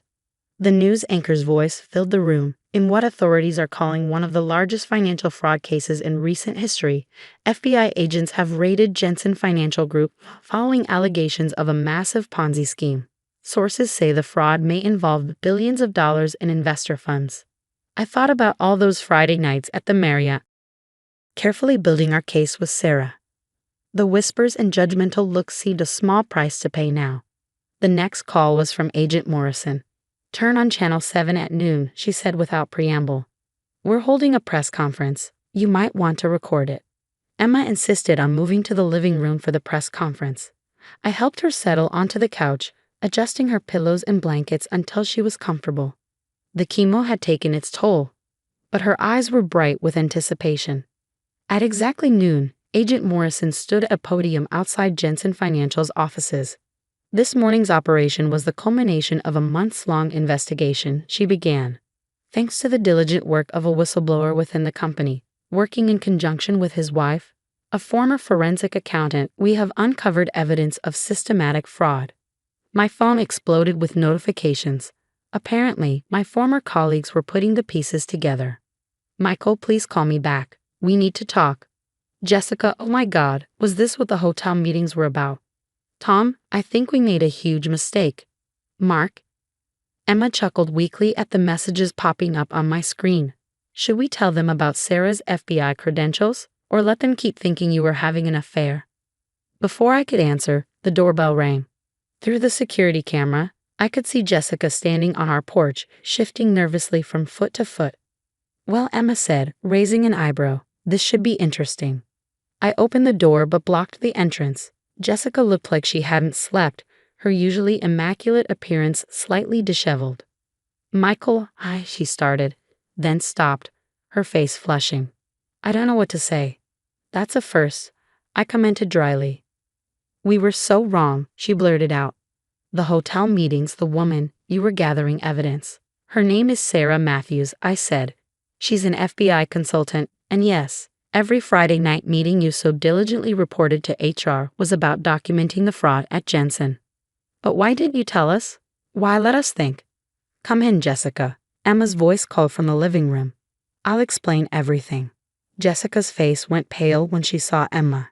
My wife was wrapped in blankets, obviously fresh from chemotherapy, but her expression was sharp and amused. "It was my idea," Emma said as Jessica perched awkwardly on the edge of our armchair. "We needed people to notice the meetings, but not understand them. Your assumptions about Michael's character provided the perfect cover." I don't understand," Jessica stammered. "The more people focused on Michael's supposed affair, the less likely anyone was to question what he was really doing," Emma explained. Every disapproving look, every whispered accusation just made the cover more convincing. Jessica looked like she might cry. "We reported you to HR. We tried to get you fired." "Actually," I interjected, "getting suspended was part of the plan. It protected me legally. Everything I gathered was while I was an active employee. The suspension came at exactly the right time." "The whole office thinks you're a cheating monster," Jessica whispered. Emma laughed, then winced slightly at the effort. "And that's exactly what we wanted them to think. It's amazing how people's moral outrage can blind them to what's really happening." My phone buzzed again. "Agent Morrison, you might want to turn the news back on," she said when I answered. "They're starting to release the numbers." We all watched in silence as the scope of Jensen Financial's fraud was revealed. Over $3 billion in misappropriated funds, thousands of defrauded investors, a complex web of offshore accounts and fake transactions. How did you first notice? Jessica asked, her voice small. I did, Emma said. Even through the chemo fog, numbers still speak to me. The patterns were there if you knew where to look. Michael did the hard part, gathering the actual evidence. While we were all condemning him, Jessica said, shaking her head, God, we were so stupid. Don't be too hard on yourself, I said. You were trying to stand up for Emma. Your intentions were good, even if your assumptions weren't. The doorbell rang again. This time it was Tom and Mark, both looking as uncomfortable as Jessica had. I should go, Jessica said, standing quickly. You probably have a lot of people to talk to. Actually, Emma said, why don't you stay? I think it's time everyone heard the whole story. Over the next few hours, our living room filled with former colleagues, each arriving with apologies and questions.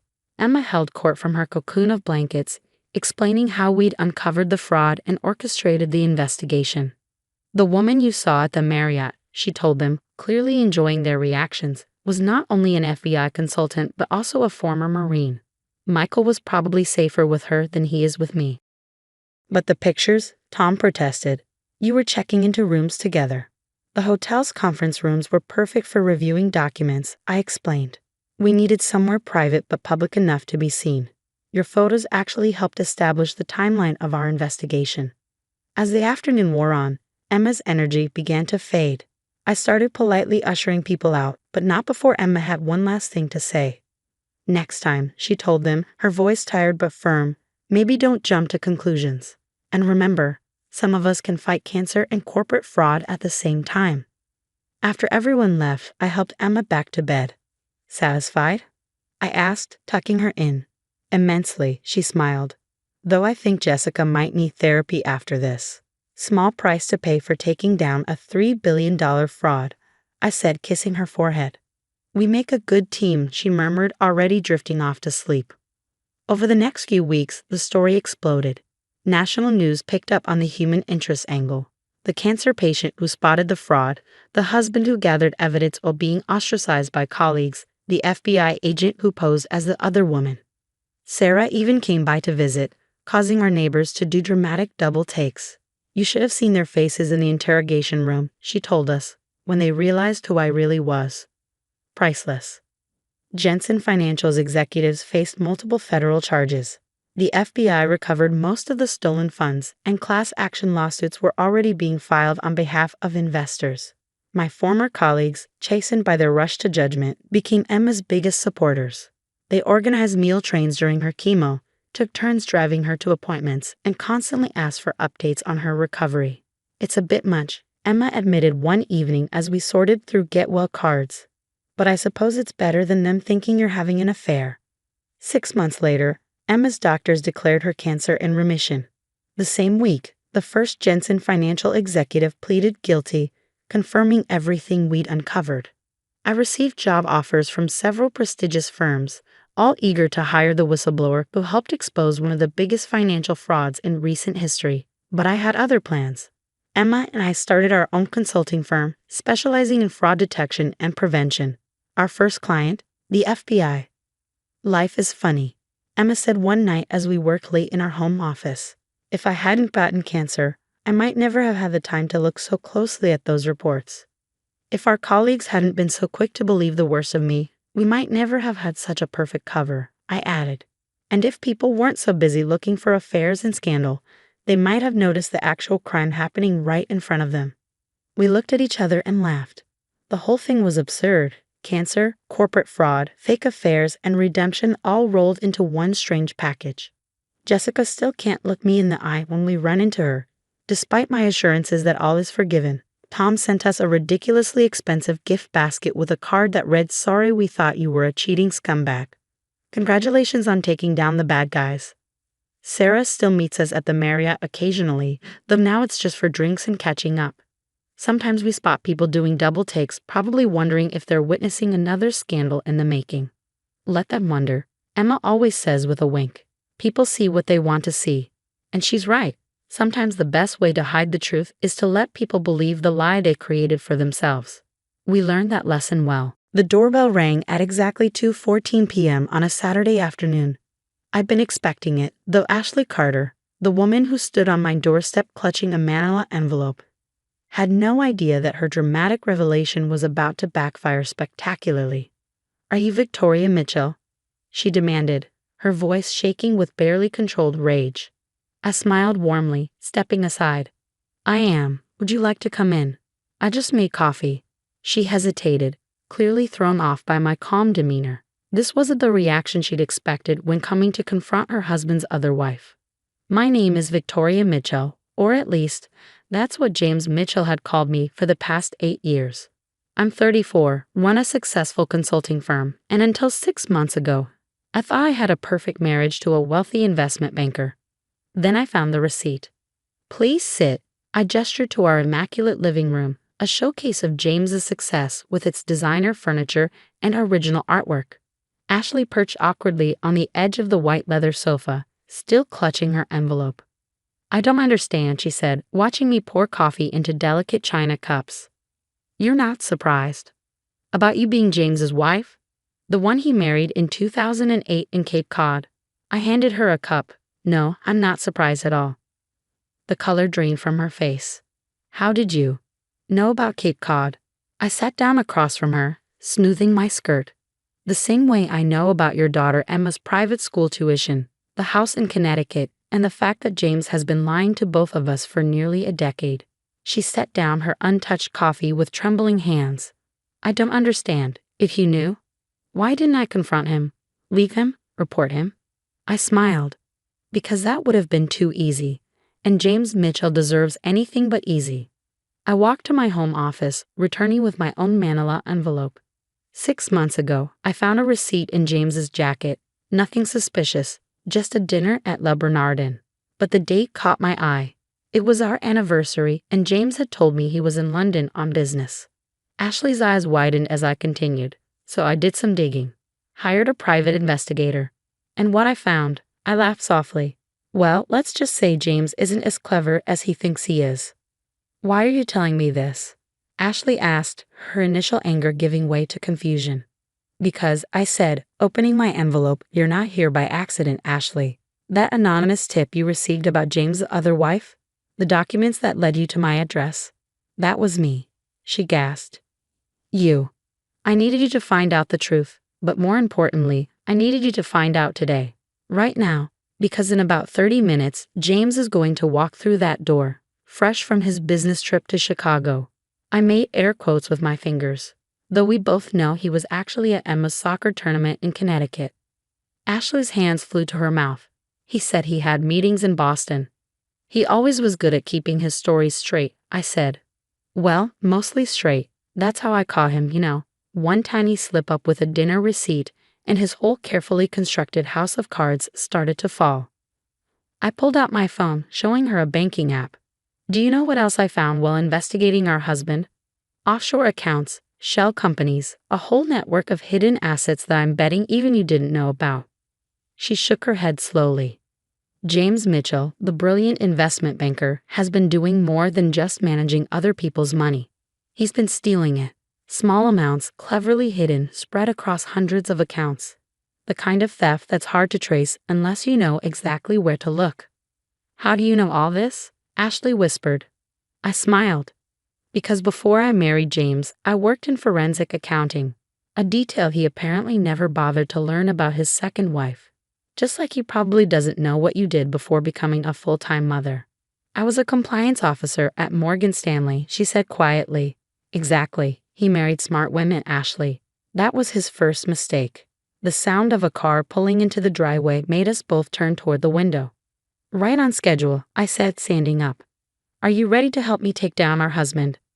Ashley stood too, her face hardening with resolve. "What do you need me to do?" I handed her a document from my envelope.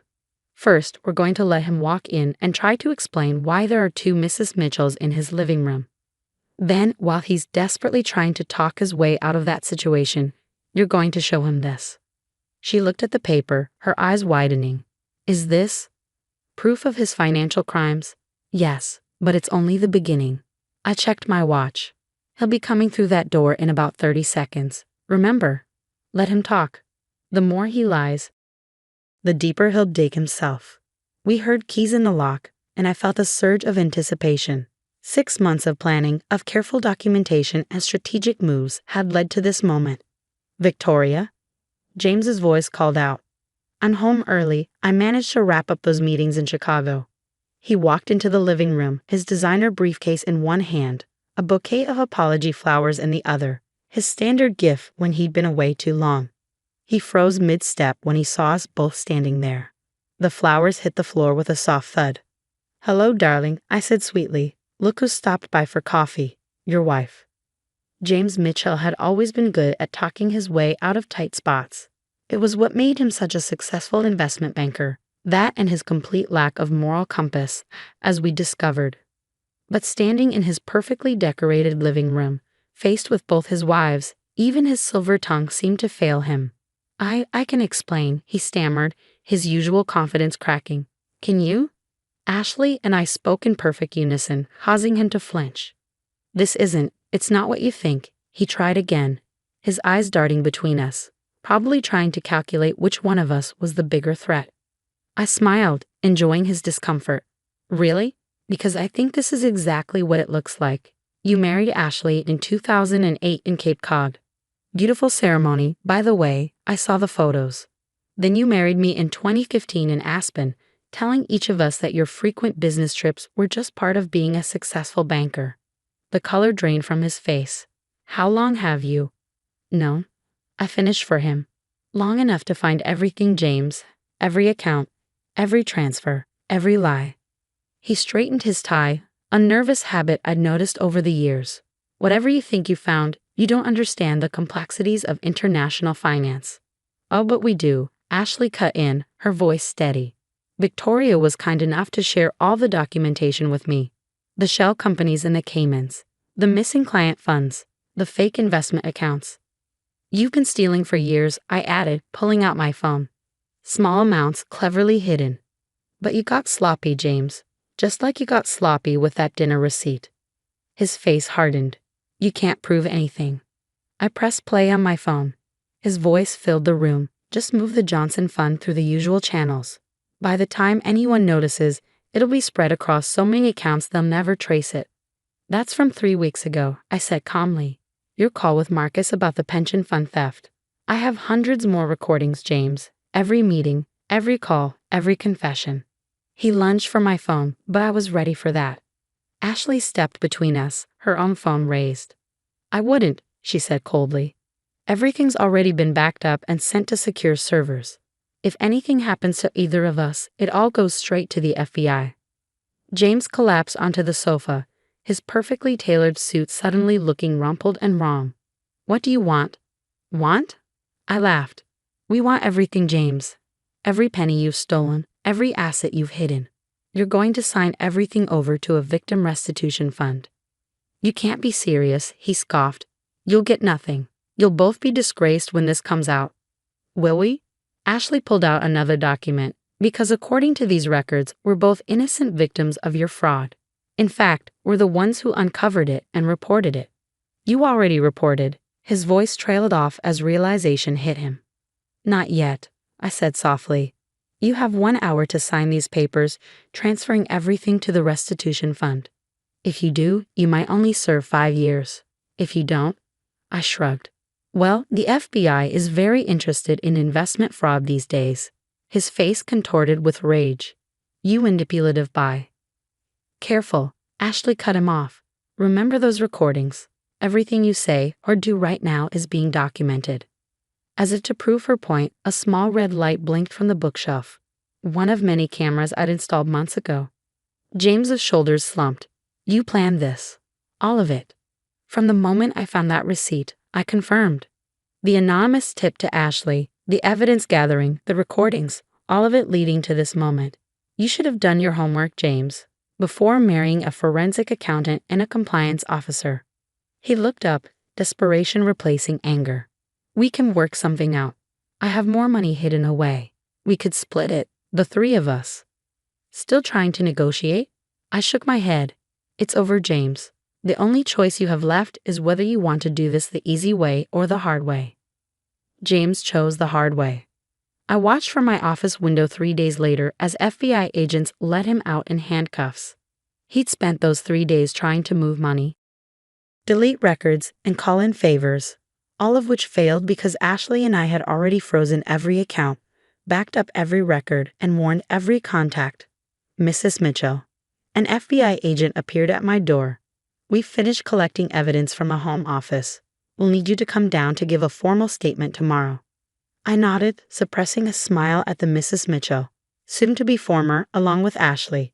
We'd both filed for annulment, citing fraud and bigamy. Our lawyers assured us it would be straightforward, especially given James' other crimes.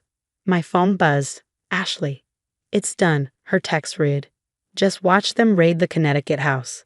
Emma's okay, confused, but okay.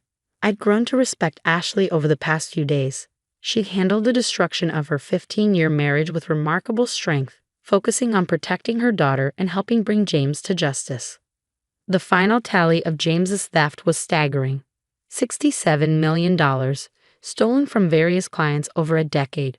The victims' restitution fund we'd set up would restore most of their losses, thanks to our careful tracking of his hidden assets. As for his legitimate assets, the houses, cars, art collections, they'd be sold to compensate his victims too. Ashley and I had made sure our names were clear legally, but we wanted no part of wealth built on stolen money. Victoria? Ashley stood in my doorway, Emma beside her. Can we come in? I gestured them inside. Emma, at 13, looked so much like her mother, the same determined set to her jaw, the same sharp intelligence in her eyes. I want to thank you, Ashley said, sitting down. Not just for uncovering everything, but for how you handled it, for thinking of Emma in all this. I smiled at the girl. Your mom's the real hero here. She could have just taken the evidence and turned James in, but she worked with me to make sure we could recover the money for his victims. Emma spoke up, her voice quiet but firm. Did you ever love him? Either of you? Ashley and I exchanged glances. It was a question we'd both been avoiding. I loved who I thought he was, I said finally. The successful, charming man who seemed to care about doing good in the world. But that man never existed. I loved him for 15 years, Ashley added. But looking back, there were always signs. The inconsistencies, the long absences, the way he compartmentalized his life. I just didn't want to see them. Emma nodded, processing this. What happens now? Now, I said, pulling out a folder, we move forward. Your mom mentioned you're interested in finance. The girl's eyes lit up. Yeah, I want to help people protect their money, make sure nobody else can do what Dad did. Well, I handed her some brochures. I've started a foundation with part of my consulting firm's profits. We're going to fund scholarships for students interested in financial crimes prevention and victim advocacy. You'd be a perfect candidate in a few years. Ashley squeezed her daughter's shoulder. See, something good can come from this. As they left, I turned back to my window. The FBI vehicles were gone, along with James.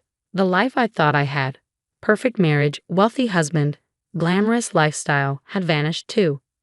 But in its place was something real, integrity, justice, and an unexpected friendship with a woman who should have been my rival. My phone buzzed one last time, a news alert. James' arrest was already making headlines. Prominent banker charged in massive fraud scheme. Below was a quote from his lawyer. Mr. Mitchell maintains his innocence and claims he was set up by his wives. I laughed out loud. Even now, he couldn't take responsibility. But it didn't matter anymore. The evidence spoke for itself, and James Mitchell would spend the next 20 years in federal prison learning a hard lesson about underestimating women. That evening, Ashley, Emma, and I had dinner together. Not at some expensive restaurant, but at my small apartment downtown. My real home, not the showcase house James had bought with stolen money. To new beginnings, Ashley raised her glass of wine. To justice, I added. To family, Emma said quietly, even if it's not the kind we expected. We clinked glasses, 3 women brought together by one man's betrayal, now united in something stronger than marriage certificates or legal documents. Truth, trust, and the satisfaction of knowing we turned his lies into something good. Later, as I got ready for bed, I found one last reminder of James, a photo from our wedding. We looked so happy, so in love. But now I could see what I'd missed then. The calculation in his eyes, the practiced nature of his smile. I dropped the photo in the shredder, listening to the satisfying whir as it disappeared. Some people might call what we did revenge. I prefer to think of it as justice, not just for us, but for every person James had stolen from, lied to, betrayed. The next morning, I walked into my consulting firm with my head high. On my desk was a stack of letters, thank you notes from James's victims who were already receiving restitution payments. Each one reminded me that sometimes the best revenge isn't about destroying someone. It's about rebuilding what they broke stronger than before. And as for James, last I heard, he was adjusting to life in federal prison, probably still trying to charm his way out of consequences. But this time there was no escape, no clever argument, no wife to manipulate. Just 20 years to think about the women he underestimated and the justice they served. Hi, I'm Sarah Chen, and this is the story of how I learned that sometimes family can be your worst enemy, especially in business. For 10 years, I poured my heart and soul into our family's small tech company, transforming it from a struggling startup into a $50 million enterprise. But sometimes success breeds jealousy even among those who should be celebrating your achievements. I still remember the day everything started, when our family business was nothing more than a small computer repair shop in a strip mall. Dad had started it 20 years ago, and it was his pride and joy, even though it barely made enough to support our family. My sister, Emma, was always his favorite, the one who got straight A's and went to an elite business school. I was the quiet one, the one who stayed behind to help Dad while pursuing my computer science degree at a local college. Sarah, you're wasting your potential here, Emma would say during her visits home from college. You should aim higher. But I saw something in our little shop that others didn't, potential. While Emma was studying theoretical business models, I was learning real-world programming and spotting gaps in the market. During my final year of college, I developed our first proprietary software, a simple but effective tool for small businesses to manage their inventory.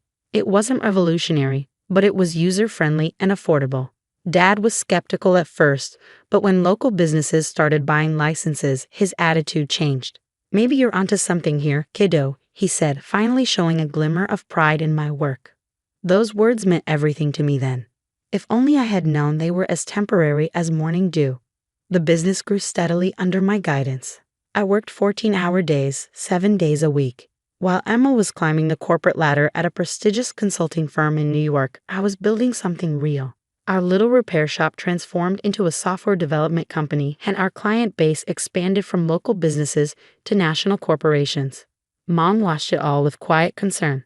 Don't work too hard, Sarah, she'd say, bringing me dinner at the office. You need a life outside of work too. But I was driven by a vision, and maybe, deep down, by a desire to prove myself to my family. 5 years into our transformation, we hit our first $1 million in annual revenue. That's when Emma suddenly became interested in the family business again. She quit her job in New York and moved back home. I think it's time I took my rightful place in the company, she announced at a family dinner. With my business expertise, we could really take things to the next level. Dad beamed at her words. That's wonderful, princess. We could use your professional touch around here. I sat there, fork suspended midair, trying to process what was happening. The company I had built from nearly nothing was being handed to my sister on a silver platter. But I swallowed my objections and tried to be a team player. Emma was appointed as co-CEO alongside me, despite having no experience in our industry. Dad said it would be good for the company image to have someone with her credentials at the helm. I focused on product development and operations while she handled marketing and investor relations. The next 5 years were a study in contrast. While I continued developing new software solutions and maintaining client relationships, Emma focused on creating a glamorous image for herself as the face of the company. She gave interviews about being a woman in tech and accepted awards for entrepreneurship, all of taking credit for innovations my team and I had created. Our revenue continued to grow, reaching $50 million annually, but so did the tension between us. Emma began excluding me from key meetings, making decisions without consulting me, and slowly pushing me to the sidelines of my own creation. Then came Dad's 60th birthday party, the day everything changed. The party was Emma's idea, of course. She rented out the grand ballroom of the city's most expensive hotel and invited all our business associates. It was more of a networking event than a birthday celebration, but that was Emma's style. Everything had to serve a purpose. I arrived early to help with the preparations, wearing a simple black dress that Emma immediately criticized. "Couldn't you have made more of an effort?" she hissed. "These are important people coming tonight." I ignored her comment and focused on greeting guests as they arrived. The room filled quickly with business associates, clients, and family friends. Emma worked the room like a politician, while I stayed in the background, making sure everything ran smoothly. During dinner, Emma clanked her glass and stood up for a speech. I expected the usual, a touching tribute to Dad, maybe some memories from our childhood. Instead, she dropped a bomb that would shatter our family forever. As we celebrate Dad's 60th birthday, she began, her voice carrying across the silent room. "I think it's time to announce some changes at Chen Technologies. The board has agreed that the company needs unified leadership to move forward." My heart stopped. Board meetings? What board meetings? For too long, we've been held back by outdated thinking and resistance to change, Emma continued, her eyes fixing on me. "That's why, effective immediately, I will be taking over as sole CEO. It's time for certain elements that are no longer serving our growth to step aside." The room erupted in murmurs. I sat there, frozen, as Emma continued her character assassination disguised as a corporate announcement. "Some people," she said, her voice dripping with false sympathy, "are better suited to technical roles rather than leadership. My sister Sarah has been adequate in maintaining our legacy systems, but to compete in today's market, we need vision. We need excellence. And frankly, Sarah, you're just not cut out for this level of business." I looked at Dad, expecting, hoping, he would stand up for me. Instead, he was nodding along with Emma's words, a proud smile on his face. Mom stared at her plate, her hands trembling slightly. "The truth is," Emma continued, her voice rising, "you're worthless in today's business world, Sarah. Your old-fashioned ideas and lack of proper business education have become a liability. It's time for you to step aside gracefully." The silence in the room was deafening. Hundreds of eyes turned to me, waiting for my response. I could feel the pity, the schadenfreude, the judgment. Everything I had built, every sacrifice I had made, was being stripped away in front of everyone I knew. I stood up slowly, my chair scraping against the floor. The sound echoed through the ballroom like a gunshot. Everyone expected a scene, perhaps tears, maybe a shouting match. Instead, I simply picked up my purse, walked to Dad's table, and placed a small wrapped package in front of him. "Happy birthday, Dad," I said quietly. Then I walked out of the ballroom, head held high, leaving behind the whispers and stares. That night, as I sat in my home office surrounded by awards and patents that bore my name, I made a decision. Emma thought she had won, but she had forgotten one crucial detail, something that would turn her moment of triumph into the biggest mistake of her life. As I powered up my laptop and began typing, a small smile played on my lips. Tomorrow would be interesting indeed. After all, there's more than one way to run a successful business, and I had learned more in 10 years than Emma had learned in all her fancy business classes. The next morning would bring changes that none of them saw coming, changes that would make them realize exactly how worthless I really was. The next morning dawned bright and clear. I arrived at the office early before anyone else and waited. At precisely 9 a.m., Emma strutted through the front doors with Dad beside her, both wearing triumphant smiles that were about to be wiped from their faces. "Sarah?" Emma's voice held a mix of surprise and annoyance. "What are you doing here? I thought after last night, you'd have the dignity to stay home." I smiled, remembering the email I had sent at 3 a.m. to every major client, partner, and employee of Chen Technologies. "Just wrapping up some loose ends, sister dear. But since you're here, we should probably talk about the company's future." "There's nothing to discuss," Dad interjected, his voice firm. "Emma's in charge now. The board has already approved it." "Ah yes, the board," I said, pulling out my tablet. "Let's talk about that. You see, while Emma was busy planning parties and giving interviews, I was actually building this company, and there are a few things you both seem to have forgotten." I pulled up a document on the conference room's main screen. "First, let me remind you that I own 51% of Chen Technologies shares. When we incorporated 10 years ago, Dad gave Emma and me equal shares of 25% each, keeping 50% for himself. But 3 years ago, when we needed capital for expansion, Dad sold me 26% of the shares. Remember that day, Dad? You were too busy attending Emma's award ceremony to handle the negotiations yourself, so you signed the papers without reading them carefully. The color drained from both their faces. Emma's perfectly manicured hands gripped the conference table. That's impossible, she whispered. Dad would never. Oh, but he did. I continued, pulling up more documents. And that's not all. The core software that generates 80% of our revenue, it's not owned by Chen Technologies. It's owned by my separate company, Innovate Solutions LLC. Chen Technologies only has a licensing agreement which expires, I checked my watch, about 10 minutes ago. Dad collapsed into a chair, realization dawning on his face. The renewal papers. The ones you asked me to sign last week. The ones you were too busy to read because you were helping Emma plan the party.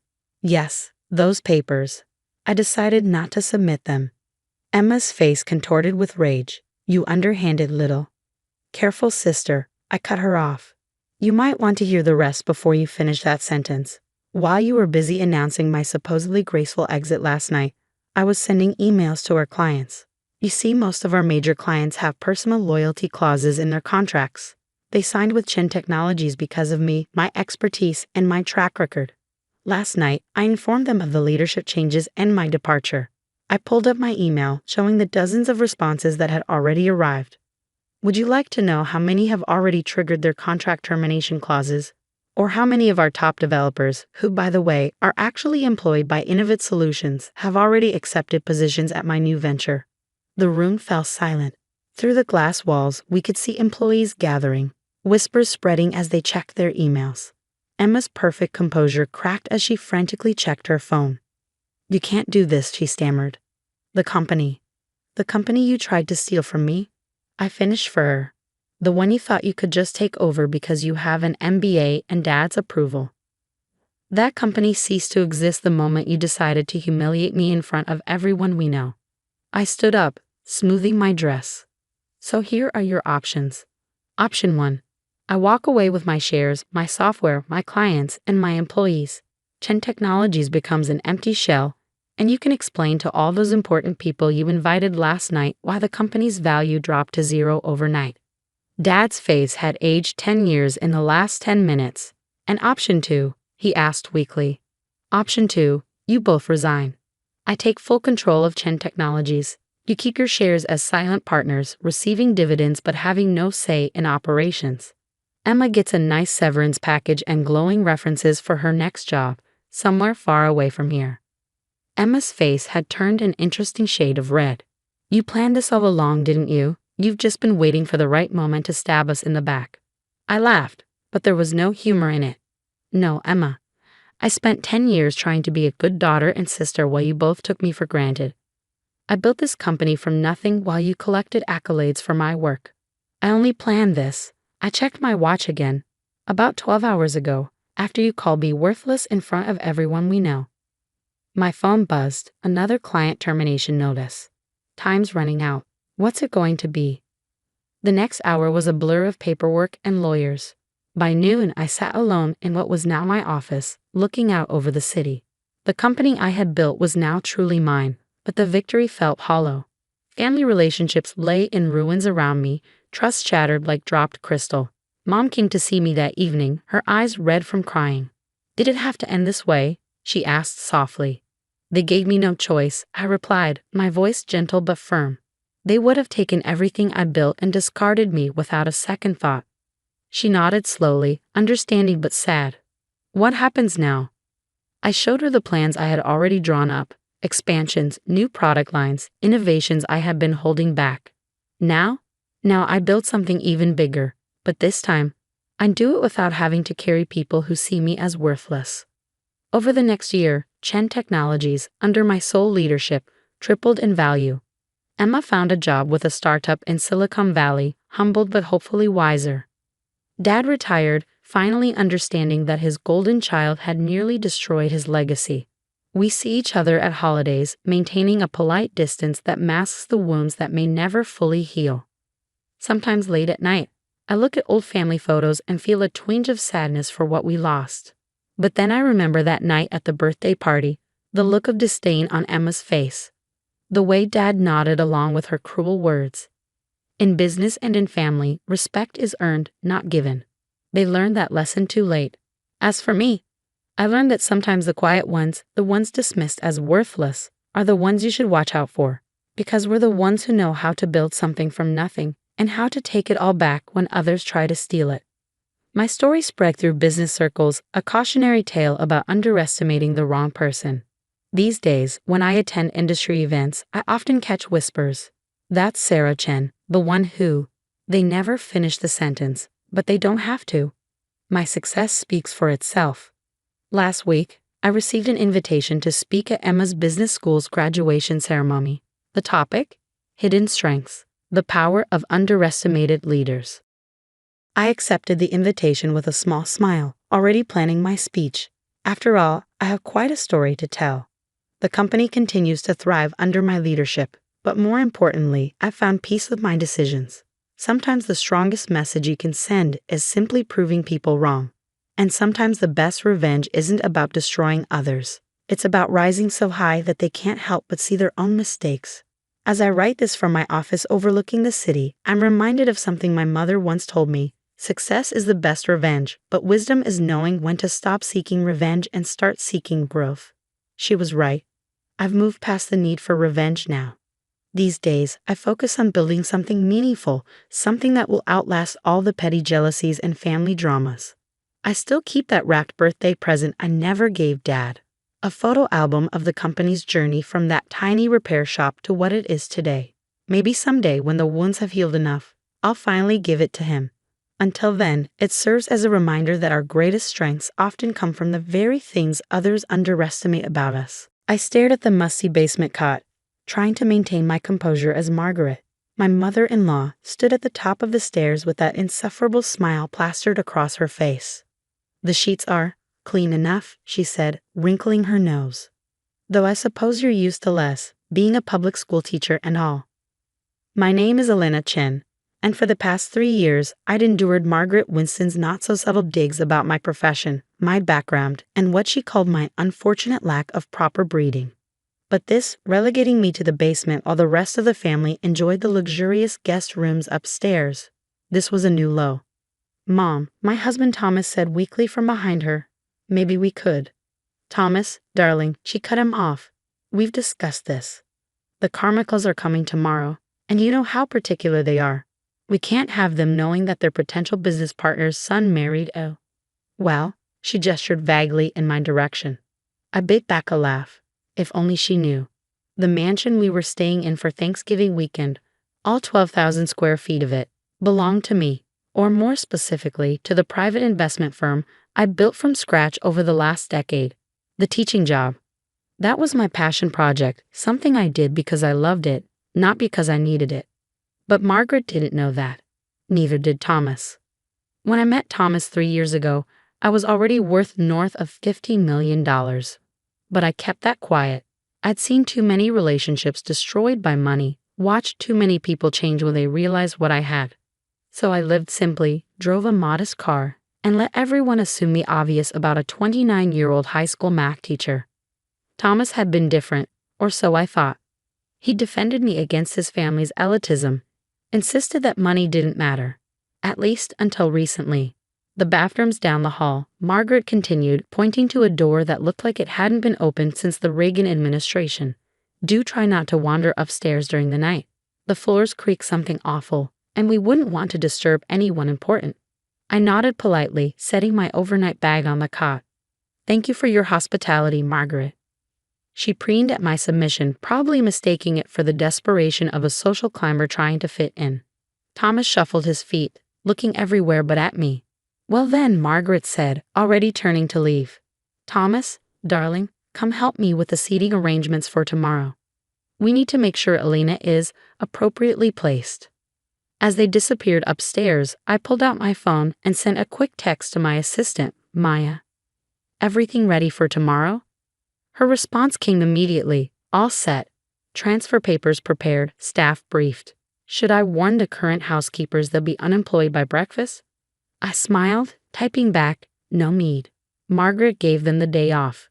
Didn't want them disturbing the ambience during her perfect Thanksgiving. I could almost hear Maya's laugh through her reply. Their loss. Our team is ready to take over at 7 a.m. sharp. Want me to order champagne for the big reveal? Better make it the 82 Krug, I wrote. Margaret considers anything else pedestrian.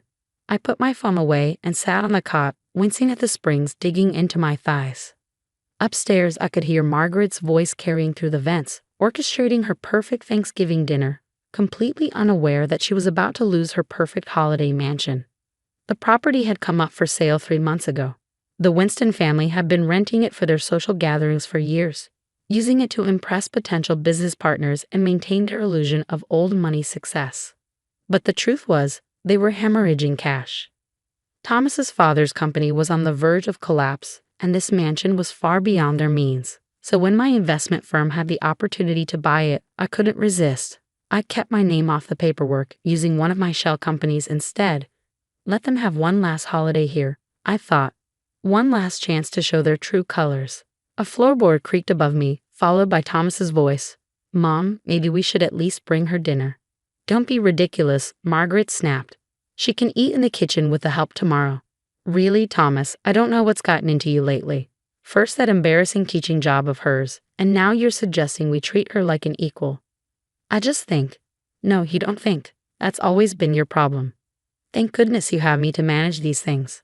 Now, about the Carmichaels. They're our last chance to save the company, and I won't have your little experiment in charitable dating ruin this for us. I listened as their voices faded, feeling a familiar ache in my chest. I'd really thought Thomas was different. Even after learning about his family's financial troubles, I considered helping them.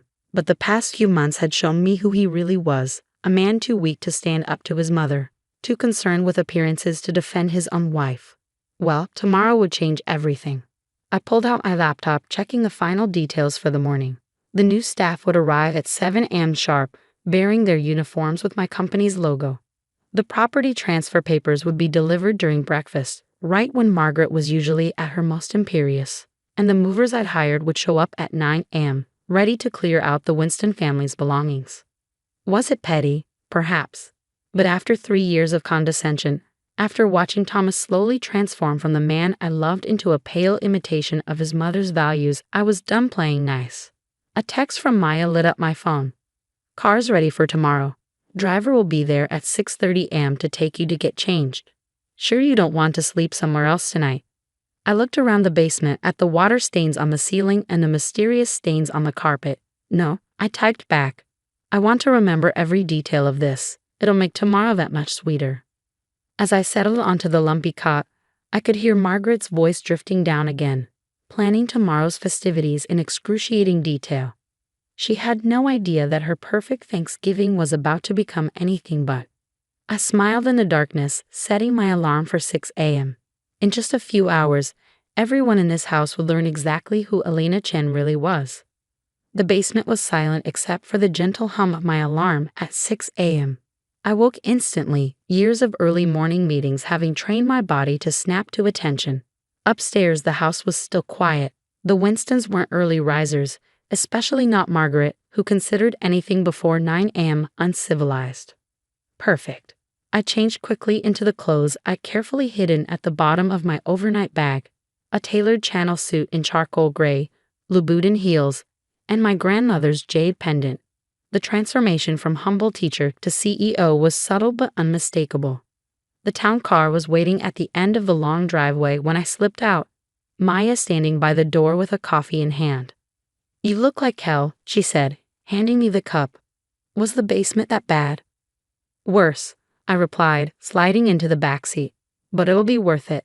Everyone here? She nodded, checking her tablet. Security team's in position. New household staff is waiting for my signal, and the property transfer papers are ready for delivery at 8:30 a.m. sharp. We drove to my office, where I showered and finished preparing for the day ahead. By 7:45 a.m., we were heading back to the mansion. Through the car window, I could see the first signs of activity. Margaret's imported Italian coffee maker would be working overtime by now, and the kitchen would be buzzing with last-minute Thanksgiving preparations.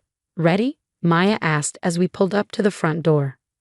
I touched my grandmother's pendant for luck. Let's do this. The new security team, wearing uniforms with my company's logo, opened the door for us. Inside, I could hear Margaret's voice rising in confusion and anger from the kitchen. What do you mean you work for Chen Industries? I didn't hire you. Where are my regular staff? I rounded the corner just as one of the new housekeepers was calmly explaining that Chen Industries had taken ownership of the property and all previous staff contracts had been terminated. Margaret's face, already flushed with anger, went pale when she saw me. Gone was the meek daughter-in-law in sensible teaching clothes. In her place stood someone she'd never truly seen before. What is the meaning of this? She demanded, though her voice quivered slightly.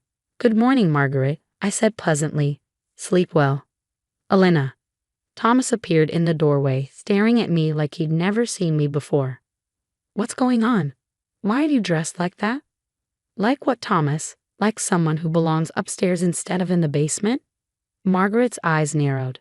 If this is some kind of joke. Oh, it's not a joke, I assured her, accepting another coffee from one of my staff. Chen Industries, my company, purchased this property 3 months ago. We've been very patient, letting you finish out your rental agreement. But as of 7 a.m. this morning, we've taken possession. The silence that followed was deafening.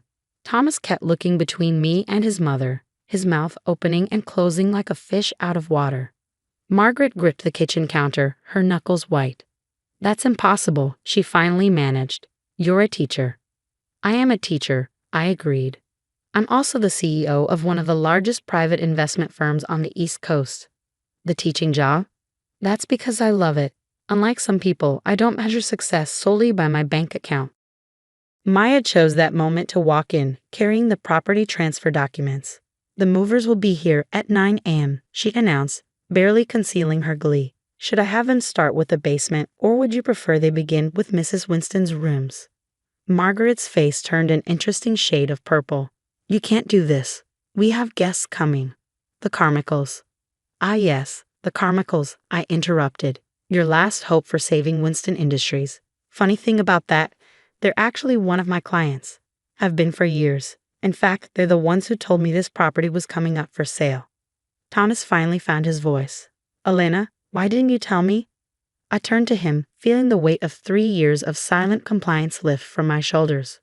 Tell you what, Thomas, that your wife, the one you let your mother banish to the basement, could have bought and sold your family's company 10 times over? Would it have made a difference? He flinched and I knew the answer. It wouldn't have changed anything except how they treated me.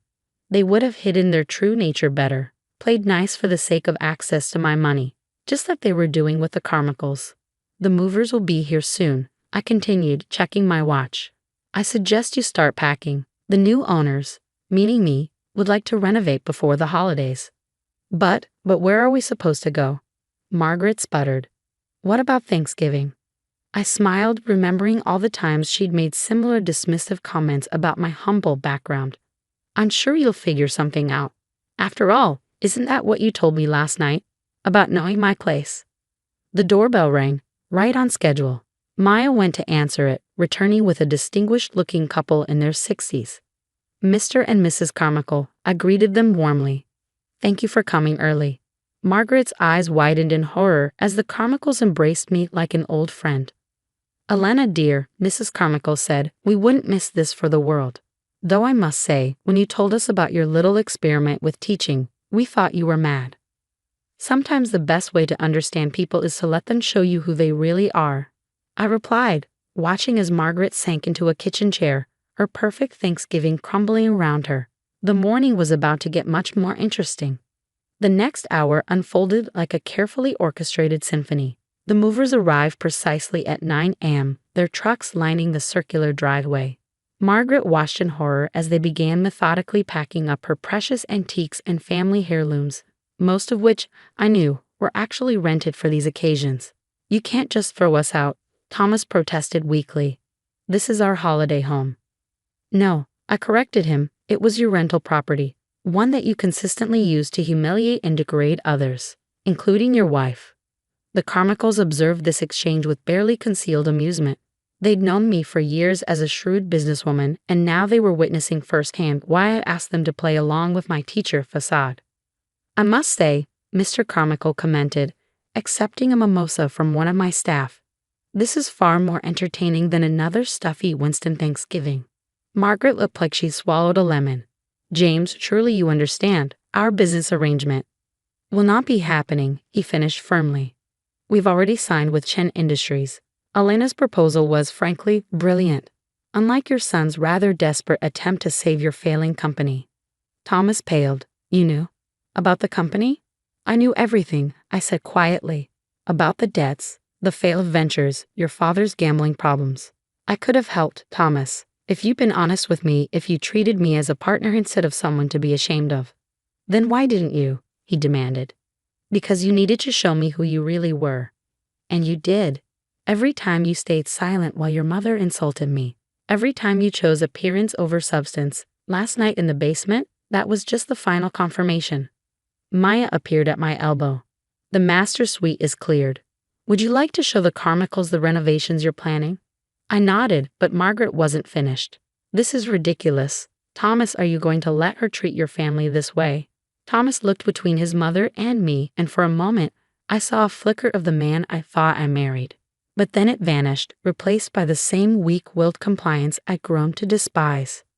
You're right, Mother, he said. Elena, you need to stop this, whatever point you're trying to make. I held up my hand. The only point I'm making is that actions have consequences. You chose your mother's approval over your wife's dignity. Now you can have it permanently. I pulled an envelope from my bag and handed it to him. Divorce papers. My lawyer drew them up last week. Don't worry, I'm not asking for anything. You can keep whatever's left of your family's reputation.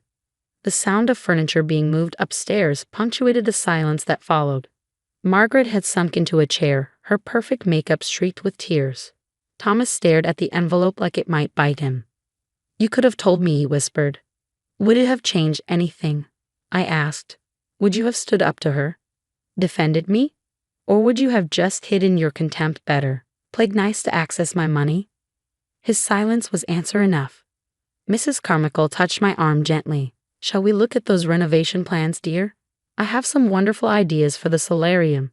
As we climbed the stairs, the same stairs Margaret had forbidden me to use last night, I heard Thomas's defeated voice. Where are we supposed to go? I paused, looking back at the family that had nearly broken my spirit. I hear the basement's available. The renovations took 3 months. I kept the mansion's historic charm, but modernized the spaces that needed it. The basement was converted into a state-of-the-art classroom where I now teach weekend mathematics programs for underprivileged students. The same students Margaret would have sneered at now fill these halls with laughter and learning. Thomas signed the divorce papers without contest. Last I heard, he and Margaret had moved in with a distant cousin in Connecticut. Winston Industries filed for bankruptcy shortly after the Carmichaels publicly announced their partnership with Chen Industries. Sometimes, during quiet moments in this house, I think about that night in the basement, about the woman who silently accepted their judgment, who let them believe she was less than she was. She's gone now, replaced by someone who never again has to pretend to be small for others' comfort. Maya says I should have exposed them sooner, but I disagree. Some lessons are worth waiting for. Some revelations need the perfect timing.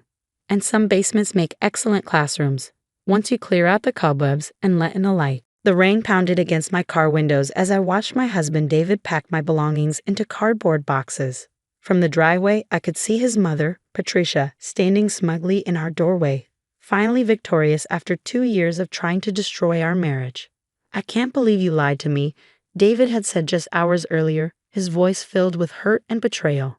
Mom showed me everything. Your car registration to a parking lot, your suspicious bank transfers, even photos of you sleeping in your car. You're not really a software engineer, are you? You're homeless, using me for money. If only he knew the truth. The suspicious transfers were to my father's medical research foundation. The car registration was for my corporate parking space at Zhang Industries' secure facility. And those photos of me sleeping in my car, taken during my overnight surveillance shifts, monitoring potential corporate espionage. But I couldn't tell him any of that. Not yet. Not while my father was still tracking down the people who had tried to destroy our company and kill him 5 years ago. David, please, I called out from my car. Just let me explain. Explain what, Sarah? Patricia's voice dripped with fake concern. How you fooled my son with your sad stories about your dead father? How you claim to work for some mysterious tech company but can't ever show him your office? She walked over to my car, designer heels clicking on the wet pavement. I had you investigated, you know. There's no record of a Sarah Zhang working as a software engineer anywhere in the city. Just a homeless woman with a history of dating wealthy men. I gripped my steering wheel tighter, fighting back tears. The investigation must have been what triggered our security protocols, erasing my digital footprint. Dad had warned me this might happen, that someone might start digging into my past. I know what you really are, Patricia continued, leaning close to my window. A gold-digging scammer who thought she could trap my son. Well, guess what? I win. David's filing for divorce, and you'll never see a penny of our family's money. What Patricia didn't know was that her family money was nothing compared to what I really was. The heir to Zhang Industries, one of the largest technology conglomerates in Asia. My dead father was very much alive, working undercover to expose a corporate espionage ring that had nearly destroyed us 5 years ago. As I watched David carry the last box inside, my secure phone buzzed with a message that would change everything. Operation complete. Coming home. Time to show them who you really are. Dad. Attached was a news alert that made my heart stop. Buri A. King. Tech billionaire Michael Zhang returns after 5 years. Zhang Industries stock soars. Patricia was still gloating at my window when she noticed the headline on my phone. Her face went from smug to shocked in an instant. Zhang Industries. But that's impossible. You're just a homeless. The sound of helicopter blades cut her off. A sleek black chopper with the Zhang Industries logo was descending onto their perfectly manicured lawn. The helicopter's landing kicked up a storm of debris across Patricia's prized rose garden. David rushed outside, shielding his eyes from the swirling wind as the aircraft's door opened. My father stepped out, looking exactly as he had 5 years ago. Elegant in his tailored suit, silver hair immaculate, that familiar kind smile on his face. Behind him, a team of serious-looking men in dark suits spread out across the property. Sarah, he called out, ignoring Patricia and David completely. Are you all right, sweetheart? I stepped out of my car, rain soaking through my clothes. Dad? Patricia's face cycled through shock, confusion, and fear. Dad? But you're dead. The investigation showed. Showed what, Mrs. Harrison? Dad's voice turned cold. That Sarah's father died in a car accident 5 years ago. That she has no employment records. No permanent address. He smiled, but it didn't reach his eyes. Your investigation was very thorough. Unfortunately, you were investigating a cover story. David stepped forward, looking lost. Cover story? What's going on? Perhaps, Dad suggested, we should continue this conversation inside. Unless Mrs. Harrison would prefer to discuss her connection to Harrison Technologies out here in the rain. Patricia's face went white. Harrison Technologies, our biggest competitor and the company behind the attempted takeover that have forced Dad into hiding. I don't know what you're talking about, she stammered. Dad pulled out a tablet, displaying documents that made Patricia sway on her feet. Really? Then perhaps you can explain why you've been meeting with your brother, James Harrison, every Tuesday at the Crown Hotel. The same James Harrison who orchestrated the attempt on my life 5 years ago. David's head snapped toward his mother. Mom? What is he talking about? It's all lies. Patricia shrieked. She's the liar. Living in her car, pretending to be poor. Actually, I finally spoke up, my voice steady. I never pretended to be poor. You just assumed. Those photos of me sleeping in my car? I was monitoring your meetings with Harrison Technologies executives. The parking lot registration. It's for the secure underground facility where we've been tracking your brother's corporate espionage operation. Security footage began playing on Dad's tablet, showing Patricia passing confidential documents to her brother, planning the takedown of Zhang Industries from within, using her son's marriage to get close to the heir of their biggest rival. You see, David, Dad explained gently, your mother isn't just a concerned parent. She's been part of a corporate espionage ring for years, and when you married my daughter. But before he could finish, Patricia made a desperate dash for her car. She didn't get far. The serious-looking men in suits moved with practiced efficiency, blocking her escape. Mrs. Harrison, a familiar voice called out. Or should I say, Agent Harrison? I believe we have some questions about your CIA credentials. Federal agents emerged from unmarked cars surrounding the house. But as they moved to arrest Patricia, I noticed something strange in her eyes. Not fear, but triumph. You really think this is over? She laughed. You have no idea what's really going on. Why do you think I pushed so hard to end this marriage today specifically? Dad's phone suddenly buzzed with multiple alerts. His face darkened as he read them. Sarah, he said urgently, check the house. Now. Because today wasn't just any day.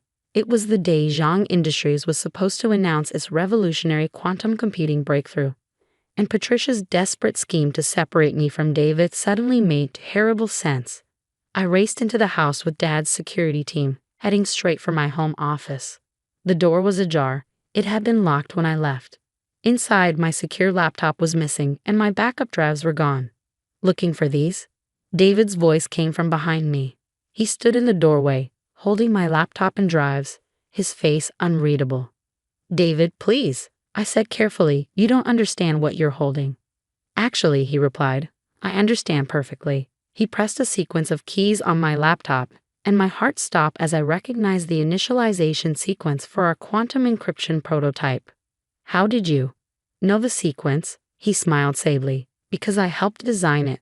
Project Phoenix, ring any bells, Sarah? Or should I call you Agent John? Dad appeared behind him, and for the first time in my life, I saw real fear in his eyes.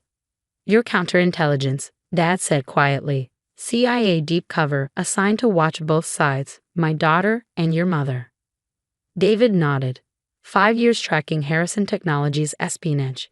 3 years documenting Zhang Industries' quantum computing program. 2 years, his voice caught, 2 years falling in love with my target. The room felt like all the air had been sucked out. Was any of it real? I whispered. All of it, David replied.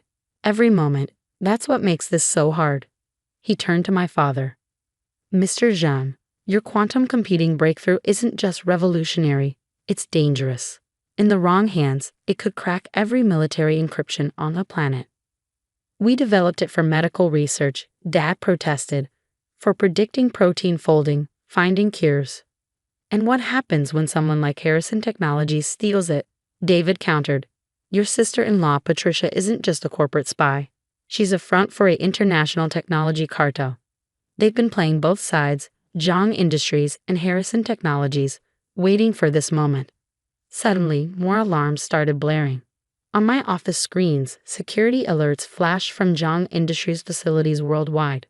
Right now, David continued, simultaneous raids are happening at every Zhang facility globally. The quantum computing data is being seized by international authorities. Your technology is being classified as a national security risk. And my mother? I asked, pieces finally clicking into place. Deep cover CIA, like me. Her arrest outside is theater, giving her cover to escape with the real target. Which is? David's face softened. You, Sarah. They don't just want the technology. They want the person who can rebuild it from memory. That's when the house's lights went out and gas started seeping through the ventilation system. I'm sorry, David said, pulling on a gas mask. But you're both coming with us. As my vision started to blur, I saw more figures in tactical gear entering the room. But through my fading consciousness, I noticed something odd. Dad was smiling. David, he said calmly. Did you really think we didn't know?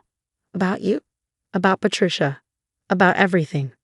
The last thing I saw before passing out was Dad pressing his watch and the floor beneath us starting to move. When I regained consciousness, I wasn't in a CIA black site as expected. Instead, I was in a familiar place, the real Zhang Industries Command Center, 50 stories beneath our Hong Kong headquarters. Welcome back, sweetheart, Dad's voice came from nearby. I opened my eyes to see him sitting calmly at a control panel. Next to him, bound to a chair but very much awake, was David. How? David struggled against his restraints. The gas, the tactical team. We're all mine, a new voice said. My mother walked in, very much alive despite having supposedly died when I was a child. Did you really think the CIA was the only one who could run a deep cover operation, Agent Sullivan? Mom looked exactly as I remembered, just older and somehow more formidable. She was wearing a Zhang Industries executive suit, not the tactical gear from earlier. You see, Dad explained, we've known about the CIA's interest in our quantum computing project from the beginning, just as we've known about Harrison Technologies' infiltration attempts. So we created a triple-blind operation. The screens around us lit up, showing years of surveillance footage. David's recruitment, Patricia's meetings, everything. Sarah's homelessness was indeed a cover, Mom continued, but not for what you thought. While you were investigating her, she was allowing you to investigate her, all while running the real quantum computing project from a different facility. The prototype you seized, I finally spoke up, my voice hoarse, was a decoy. The real breakthrough happened 6 months ago. We just needed to flush out all the players. David's face showed the first crack in his professional demeanor. 6 months, when we got married. I did love you, I said softly. That part was real, but I also knew who you were from the day we met. Because I chose you, David, not the other way around. Agent Sullivan has an impressive record, Mom added. Top of his class at Langley, perfect deep cover credentials. Exactly the kind of person we wanted watching over our daughter while we completed the real project. Dad pressed a button, and screens worldwide showed Zhang Industries stock soaring as we announced not just a quantum computing breakthrough, but a complete quantum encryption platform, one that would make unauthorized surveillance impossible. So you see, Dad smiled, everyone played their part perfectly. The CIA got their operation thinking they were shutting down dangerous technology. Harrison Technologies thought they were closing in on their target. And he looked at me proudly. We changed the future of global communications. What happens now? David asked quietly. I stood up, walking over to him. That depends on you. Because while everything else was calculated, falling in love with you wasn't part of the plan. And now you have a choice. Mom handed me a key to his restraints and a Zhang Industries security badge. You can go back to the CIA, report what happened. Watch your career disappear as they realize how completely they were outplayed. Or, I held up the badge, you can join us. For real this time, no more covers, no more lies. Why would I trust you now? He asked. I leaned in close, whispering, because I'm giving you the one thing nobody else has, the truth, and a choice. 1 year later, Zhang Industries' quantum platform has revolutionized secure communications. David runs our counterintelligence division using his CIA experience to protect what we built. Patricia and her brother are in federal custody. It turns out even the CIA doesn't like being double-crossed. As for me, I still drive the same car, but now everyone knows who I really am. Sometimes on late nights at the office, David and I look back at our wedding photos and laugh about how many spies were in attendance, his, mine, and at least 3 other agencies. Mom says true love can survive anything, even international espionage. Dad says trust is built on truth, even if that truth takes time to be revealed. Me, I believe the best operations are like the best relationships, built on understanding not just who someone appears to be, but who they really are beneath all the covers and codes. And sometimes, the greatest security isn't in what you hide, but in what you choose to reveal. The pot roast was getting cold, but my mother kept refilling everyone's wine glasses as my brother Mike continued his performance. I mean, seriously, he said, waving his fork for emphasis. Who needs a smart device that tracks their pet's emotional state? It's the dumbest thing I've ever heard. My name is Sophie Chen, and at 29, I just sold my pet tech company, Popprint AI, to Google for $4.2 billion. Not that anyone at this family dinner table knew that yet. It's not just emotional tracking, I said quietly, pushing my peas around my plate. The AI can predict health issues before they become serious, potentially saving pets' lives. Mike rolled his eyes. Right, because what the world really needs is more hypochondriac pet owners. Tell me, how many of these magical collars have you actually sold? I took a sip of water, thinking about the confidentiality agreement sitting in my laptop bag. The acquisition wouldn't be announced until market open tomorrow, but the numbers were staggering, 12 million units sold in the past year alone, with a waiting list twice that long. Sales are going well, I said simply. Going well, Mike snorted. Is that why you're still driving that beat-up Honda and living in that tiny apartment? Face it, Sophie, you should have stayed in investment banking like me. At least then you'd have something to show for all those genius grades you got in college. My father cleared his throat uncomfortably. Mike, maybe we should. No, Dad, someone needs to give her a reality check. Mike interrupted. She quit a six-figure job to play with circuit boards in her garage. It's embarrassing. The garage he was referring to was actually a state-of-the-art R&D facility where my team of 50 engineers had revolutionized veterinary care through artificial intelligence. But Mike had never bothered to visit, so he wouldn't know that. How's the merger going at your bank? I asked, changing the subject. Mike had been bragging for months about a deal he was leading. His face darkened slightly. It's proceeding. There are some complications with the numbers, but we'll sort it out. What he didn't know was that I knew exactly why his merger was struggling. My company's AI technology had caught the attention of every major tech giant, and during the acquisition talks, I'd gotten an inside look at various industry dynamics. Mike's bank was trying to merge with a failing institution, hiding bad assets through creative accounting. It would all come crashing down soon. I'm sure you will, I said, taking another bite of now cold pot roast.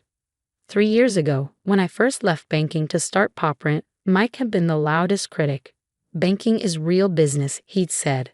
This pet project of yours is just a waste of your education.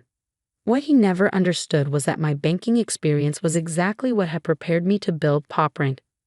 I saw how traditional industries undervalued innovation, how they missed opportunities right in front of them. While Mike was pushing papers and inflating numbers, I was creating something real. The idea for PopRent had come from watching my cat, Luna, get sick. By the time I noticed something was wrong, the cancer had spread too far. If only I'd known earlier, if only there had been some way to detect the changes in her behavior and health before it was too late. That's when it hit me. Pets can't tell us when something's wrong, but their bodies and behaviors give off signals long before visible symptoms appear. If we could capture and analyze that data through AI, we could revolutionize pet healthcare. My mother's voice pulled me back to the present. Sophie, honey, maybe Mike has a point. You're not getting any younger, and that apartment of yours. I thought about the beachfront house I just bought in Malibu, the one I'd move into after tomorrow's announcement. The real estate agent had been shocked when I paid cash. But that's what you can do when you've been quietly building a billion-dollar company. I like my apartment, Mom, I said. It's close to work. Mike laughed. Work? You mean your little pet project? Come on, Sophie, it's time to grow up. Even my junior analysts make more than you probably do with your toy company. If he only knew. His entire bank's market cap was less than what Google had just paid for my toy company. Tomorrow, every financial news outlet would be running the story. Google acquires PopRent AI in largest pet tech deal in history. But for now, I just smiled and asked Mom to pass the gravy. After dinner, as everyone moved to the living room for coffee, my phone buzzed. A text from David, my lead engineer. Everything's set for tomorrow. Google's press release is ready to go. You sure you don't want to tell your family tonight? I looked over at Mike, who was holding court about his latest luxury car purchase. Some surprises are worth waiting for, I texted back. My father caught me in the kitchen as I was helping Mom with dishes. You okay, sweetheart? Mike was pretty harsh tonight. I dried a plate, thinking about all the times Dad had encouraged my curiosity. Bought me electronics kits when I was little, defended my decision to study both computer science and finance in college. I'm fine, Dad, I said. Actually, you might want to watch the business news tomorrow morning. Could be interesting. He gave me a curious look but didn't press further. Dad had always been good at keeping secrets. As I drove home that night in my beat-up Honda, which I kept because it was the last gift Luna rode in before she passed, I thought about how everything would change tomorrow. The money didn't matter so much. I'd been effectively a billionaire on paper for months as the acquisition talks progressed. What mattered was finally being able to step out of the shadows, to show my family and the world what I built. My phone buzzed again. Another text, this time from Sarah Kim, my attorney. Final paperwork is complete. The merger Mike's working on just got flagged for regulatory review. Timing couldn't be better. I smiled, thinking about tomorrow's board meeting at Mike's bank.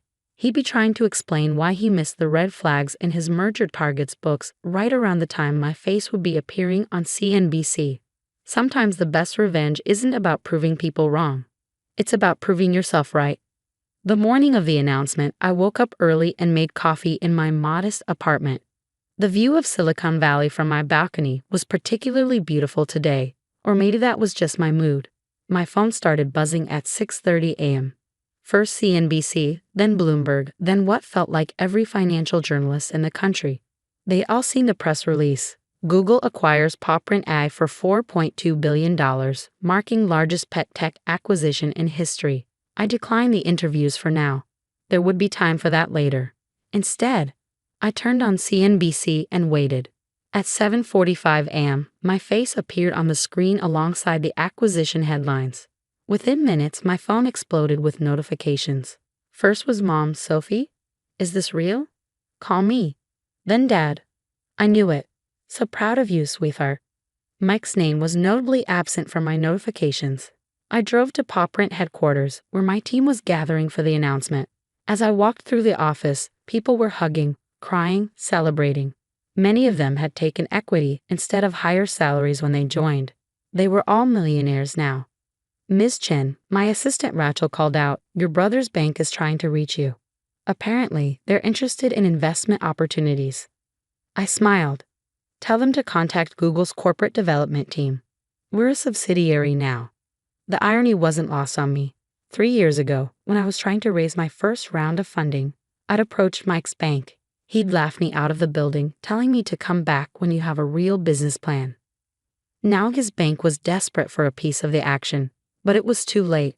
The same day my acquisition was announced, news broke about the troubled merger Mike had been working on. The target company's books were worse than anyone had realized. His bank stock was in freefall. Around noon, my mother showed up at the office, tears in her eyes. "Why didn't you tell us?" she asked, hugging me tight. "All this time we thought." "You thought what, Mom?" "That I was failing. That Mike was right about me wasting my potential." She had the grace to look embarrassed. "We just worried about you, working all those hours, living so modestly when you could have had such a comfortable life in banking." I led her on a tour of the office, showing her the labs where we developed our AI technology, the walls covered in thank you letters from pet owners whose animals' lives had been saved by our early detection system. "I am comfortable, Mom," I said. "I've been comfortable for a while. I just didn't need to show it off." My phone buzzed. Mike was finally calling. I let it go to voicemail. Later that afternoon, I had my first official meeting with Google's executive team. They wanted to discuss expansion plans, integration strategies, and my role going forward. I'd be leading their new pet technology division with a significant budget and autonomy. As I left the Google campus, another voicemail from Mike. "Sophie, we need to talk. This merger situation. I could really use your help. Your exit is all anyone's talking about. Maybe you could put in a good word with some investors." I thought about all the family dinners where he belittled my work, all the times he dismissed my company as a cute hobby. Now he wanted my help. When I got home that evening, I found him waiting in my building's lobby. "How did you get in here?" I asked, though I knew the answer. He was still my emergency contact. Something had need to change. "Sophie, please," he said, following me to the elevator. "My career is on the line here. The merger's falling apart. Our stock is tanking, and you're suddenly the golden child of Silicon Valley. You have to help me." I turned to face him. "Have to? Like you had to mock my ridiculous gadget at dinner last night? Like you had to tell everyone I was wasting my life?" "I was wrong, okay," he snapped. "Is that what you want to hear? You're the brilliant one, the successful one. Now can we talk about how you're going to help your brother out of this mess?" We reached my floor, and I stepped out of the elevator. "No, Mike, we can't. Because this isn't about brilliance or success. It's about respect. You never respected me, my work, or my choices. You thought success only looked one way, your way. Now you're learning otherwise, and that's a lesson you need to experience fully." "What are you saying?" "I'm saying good luck with the merger, Mike. I hear Google's corporate development team gives excellent feedback on due diligence practices. You might want to look into that." I closed my apartment door on his protests, finally checking my other messages. The acquisition had made me the youngest self-made female billionaire in tech. Magazine covers were already being planned. Speaking requests were flooding in. But what made me happiest was an email from a pet owner in Ohio. Your device caught my dog's heart condition 3 months before any symptoms showed. The vet says if we'd waited, it would have been too late. You saved his life. Thank you. I clicked over to my real estate agent's website, looking at the Malibu house I bought. The movers were coming next week. Maybe I'd invite the family over for dinner once I was settled. Show them what their failing daughter had really been up to all these years. But first, I had a company to run and lives to save. Success, I was learning, wasn't about proving others wrong. It was about staying true to your vision, even when nobody else could see it. 2 months after the Google acquisition, I sat in my new Malibu home, watching the sunset over the Pacific. The house was everything I dreamed of. Modern, spacious, with a dedicated room for Luna's old things and a wall of thank you letters from PopRent users. My phone buzzed, another text from Mike. The merger's officially dead. Board meeting tomorrow to discuss leadership changes. Please, Sophie, I need your help. I set the phone down without responding. Mike's bank had lost billions on the failed merger, and heads were rolling. According to industry gossip, his position was particularly precarious. The doorbell rang. It was Mom and Dad coming for their first visit to my new home. Oh, honey, Mom gasped as she walked in. This is incredible. Dad just smiled, walking straight to my wall of letters. These are what matter, aren't they? He said, reading the stories of pets saved by PopRent's early detection system. They are, I agreed. The money's nice, but this is why I built it. We sat on the terrace for dinner, prepared by the private chef I'd hired, one luxury I'd decided to allow myself. As we ate, I could see Mom struggling with something. Mike's in trouble, isn't he? She finally asked. His choices put him there, Mom. Not me. But you could help him.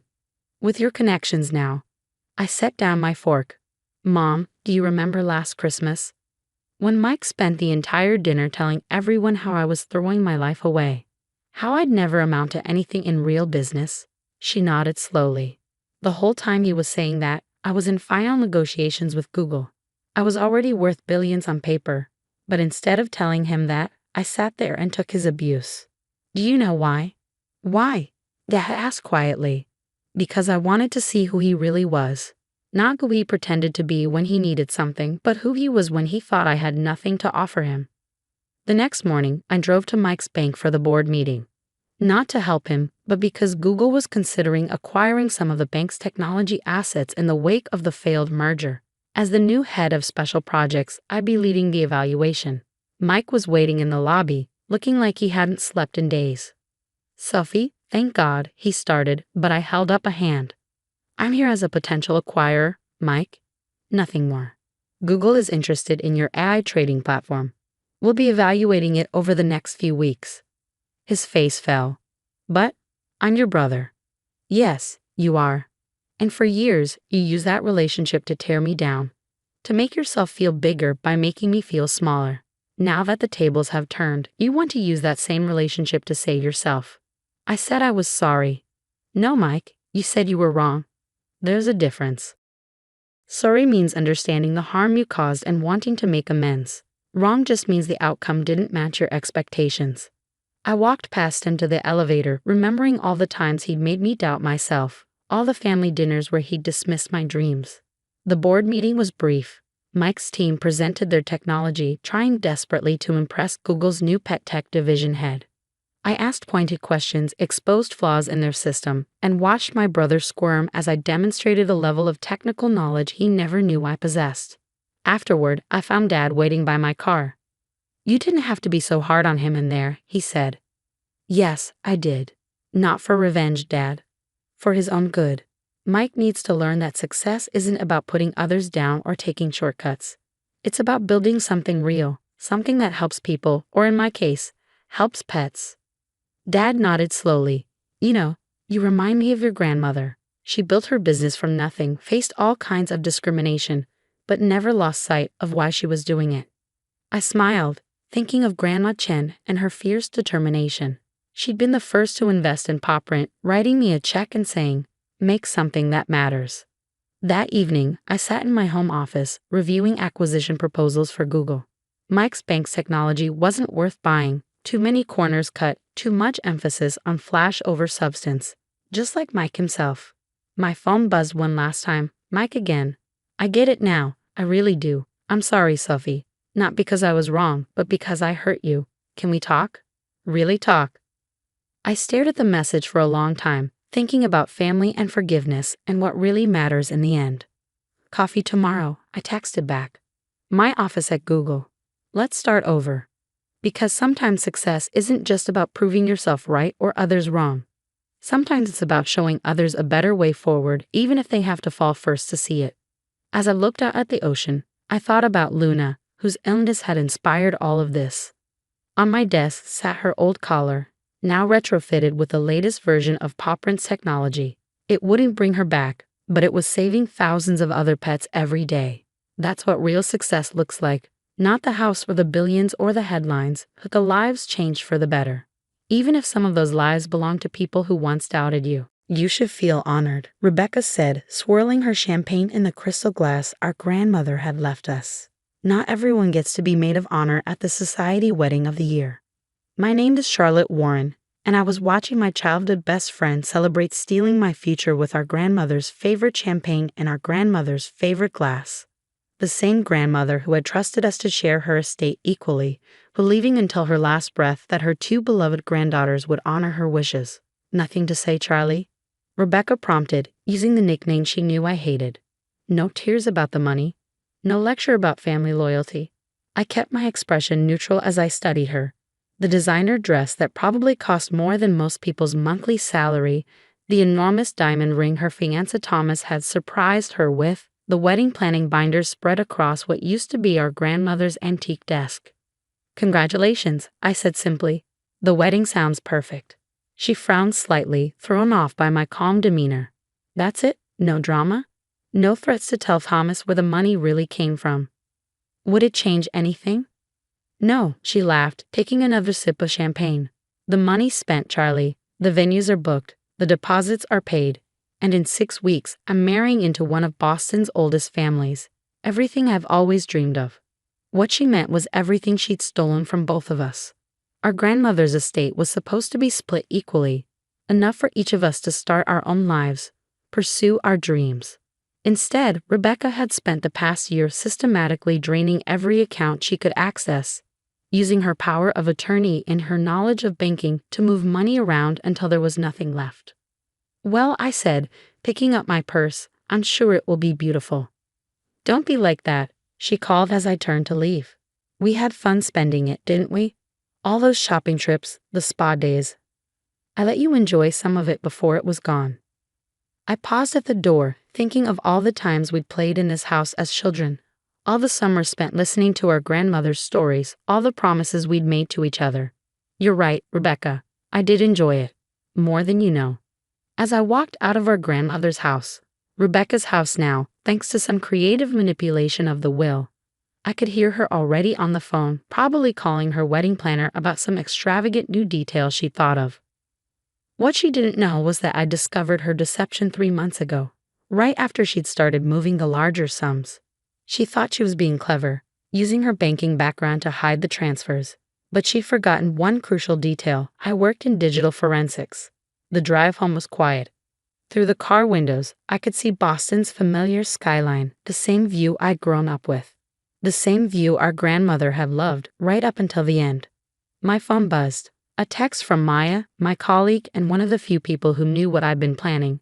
Is it done? Phase 1 complete, I replied. She doesn't suspect a thing. Maya was one of 3 people who knew what I'd been quietly preparing since I first discovered Rebecca's betrayal.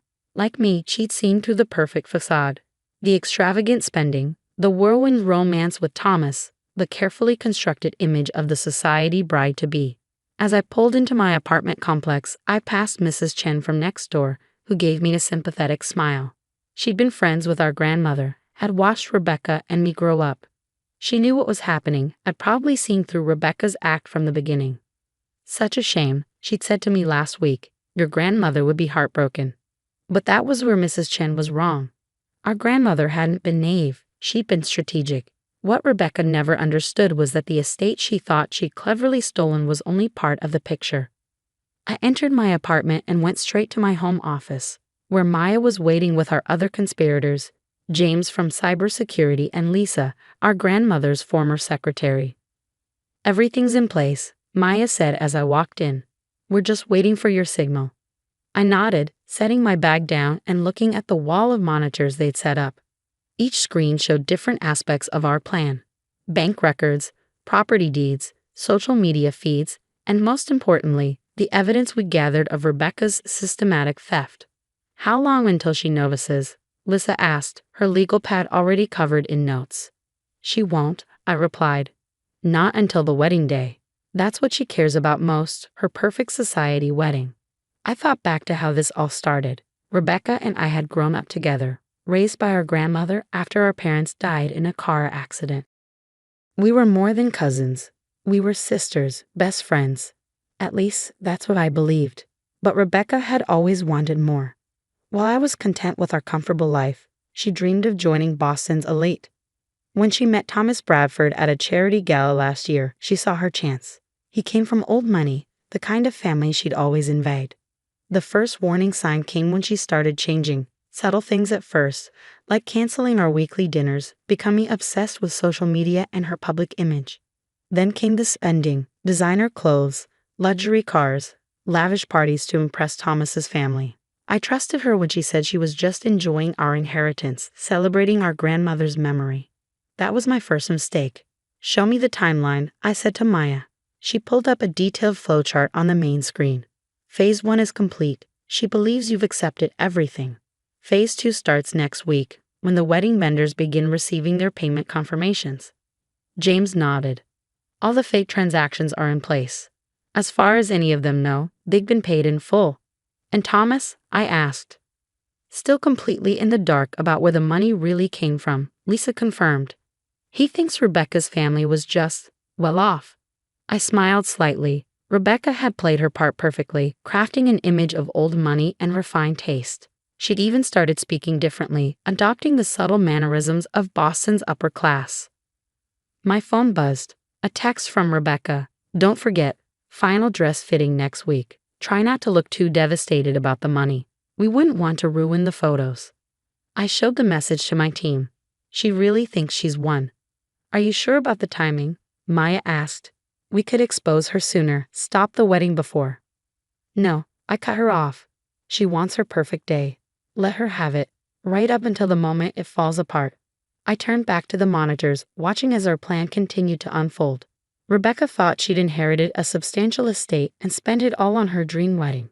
What she'd actually gotten was access to the smaller trusts, the one our grandmother had set up knowing it might be misused. The real estate, the investment accounts, the family business, all of that had been quietly transferred into a separate trust years ago. A trust that would only activate under specific conditions. Start the sequence, I told James. Make sure everything looks perfect right up until the wedding day. He nodded, fingers flying over his keyboard. The vendors are already set up. They all think they've been paid, but the actual transactions will bounce, I finished.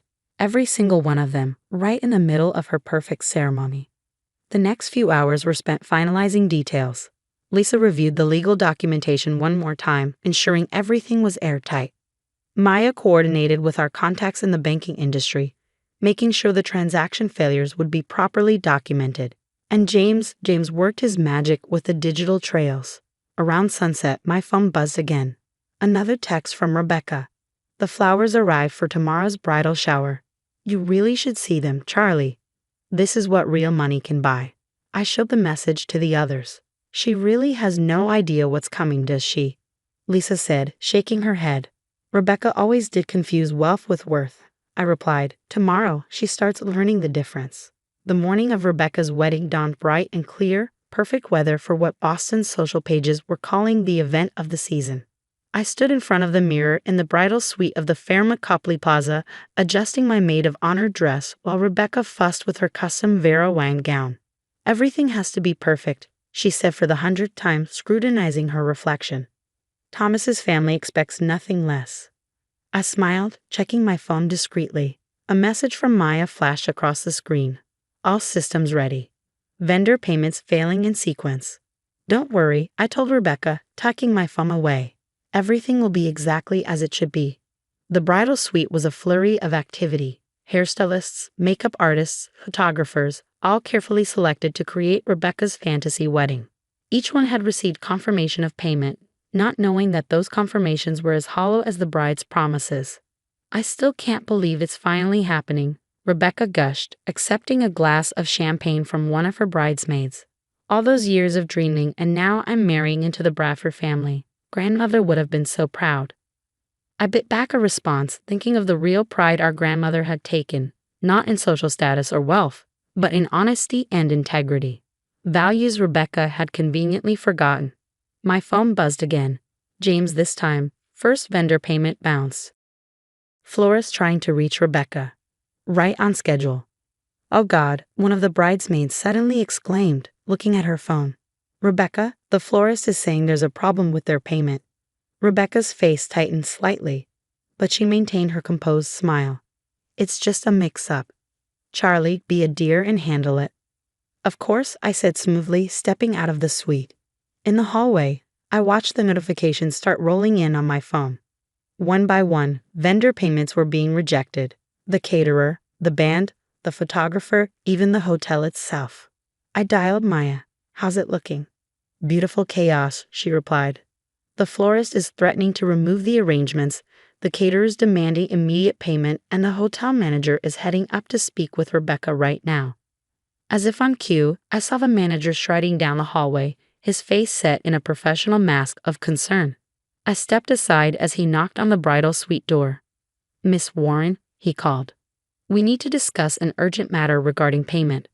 The door flew open, revealing Rebecca in her wedding gown, her carefully applied makeup already showing signs of stress. "What do you mean, payment? Everything was handled weeks ago." "I'm afraid there seems to be a problem with all the vendor payments," the manager explained. "The transactions have been rejected by your bank." Rebecca's face went pale. "That's impossible. I have the confirmation emails." "Yes, well," the manager cleared his throat. "It appears those confirmations were premature. We'll need immediate payment to proceed with the wedding." I watched as Rebecca's perfect facade began to crack. She fumbled for her phone, probably trying to access the accounts she thought were still full of our grandmother's money. "This is insane," she muttered, her fingers shaking as she typed. "The money was there. I checked yesterday." "Problems?" I asked innocently. She grabbed my arm, pulling me back into the suite. "Charlie, I need you to help me fix this. There must be some mistake." "Like the mistake you made when you stole my inheritance?" I asked quietly. She froze, really looking at me for the first time that day. "What did you do?" "Me? Nothing. I just made sure everyone knew exactly where their money wasn't coming from." The color drained from her face as understanding dawned. You knew? All this time?" "I knew everything, Rebecca. The fake transfers, the emptied accounts, even the lies you told Thomas about your family's wealth." As if summoned by his name, there was another knock at the door. Thomas's mother stood there, her face tight with barely contained fury. "Rebecca," she said coldly, "we need to talk. Now." The next hour was like watching a carefully constructed house of cards collapse in slow motion. The vendors began removing their unpaid services, flowers disappeared from the reception hall, catering staff packed up their equipment, the band started loading out their instruments. Thomas's family, already skeptical of their son's whirlwind romance, demanded answers about Rebecca's supposedly wealthy background. The truth about her systematic theft of our grandmother's estate came out in a rush of accusations and tears. "You lied to me," Thomas demanded, his face a mask of betrayal. "About everything." "I did it for us," Rebecca pleaded. "For our future." "Our future," he laughed bitterly. "There is no future. The wedding's off." As the Bradford family swept out of the hotel, taking their son and their social connections with them, Rebecca turned on me, her perfect makeup streaked with tears. "How could you do this to me?" she demanded. "I'm your family." "Family?" I repeated. "Family doesn't steal from each other, Rebecca. Family honors their promises." "I was going to pay you back," she insisted, "once I married Thomas." "No," I cut her off. "You were going to keep taking, just like you always have. But not anymore." I pulled out an envelope, the real reason I'd let this charade continue so long. "Grandmother left more than just the money you stole," I explained, watching her face as understanding dawned. "She left instructions, conditions for the real inheritance." Real inheritance? Rebecca whispered. The family business, the properties, the investment accounts, all held in a separate trust. A trust that would only activate if one of us proved worthy of it. And you think you're worthy? She spat. No, I said quietly. I think neither of us was until today. Grandmother knew one of us might be tempted to take advantage of the other. This was her test, to see who would choose integrity over greed. The implications of what she'd done, not just to me, but to her own future, finally seemed to hit Rebecca. She sank into a chair, her perfect wedding dress crumpling around her. What happens now? She asked, her voice small. Now? Now you start over. Without the stolen money, without the fake status, without the lies. Maybe then you'll remember what really matters. I left her there, surrounded by the ruins of her perfect day. Outside the hotel, Maya, James, and Lisa were waiting. Well? Maya asked. It's done, I replied. Everything exactly as grandmother planned. Lisa smiled sadly. She would be proud, you know, not of the deception, but of the lesson. I nodded, thinking of all the summers spent listening to our grandmother's stories about integrity, about doing what's right even when it's hard. She had known this day might come, had prepared for it in her own way. The next few weeks were a blur of legal proceedings and media coverage. The story of the society wedding that wasn't made all the local papers. Rebecca's carefully constructed image crumbled as the truth about her theft came to light. She left Boston shortly after, unable to face the social humiliation. Last I heard, she was working at a bank in Seattle, starting over from scratch. The family business continued under my leadership, guided by the principles our grandmother had taught us. The real inheritance wasn't just the money or the properties, it was the understanding that true wealth comes from integrity, not deception. One afternoon, about a month after everything had settled, I sat in our grandmother's study, my study now, looking through old photo albums. Pictures of Rebecca and me as children, playing in this very room, unaware of the lessons life would teach us. Maya knocked on the door, carrying a familiar bottle of champagne. Found this in the cellar, she said. Thought maybe it was time for a proper celebration. I smiled, recognizing our grandmother's favorite vintage. Why not? But this time, let's celebrate something real. As we shared the champagne, I thought about Rebecca, about the choices that had led us here. Part of me wished things could have been different, that she could have learned these lessons without such public consequences. But as I sat in our grandmother's chair, surrounded by the legacy she truly left us, I knew that sometimes the hardest lessons are the ones we need most. To grandmother, Maya proposed, raising her glass. No, I corrected her, to doing what's right, because in the end, that's the only inheritance that really matters.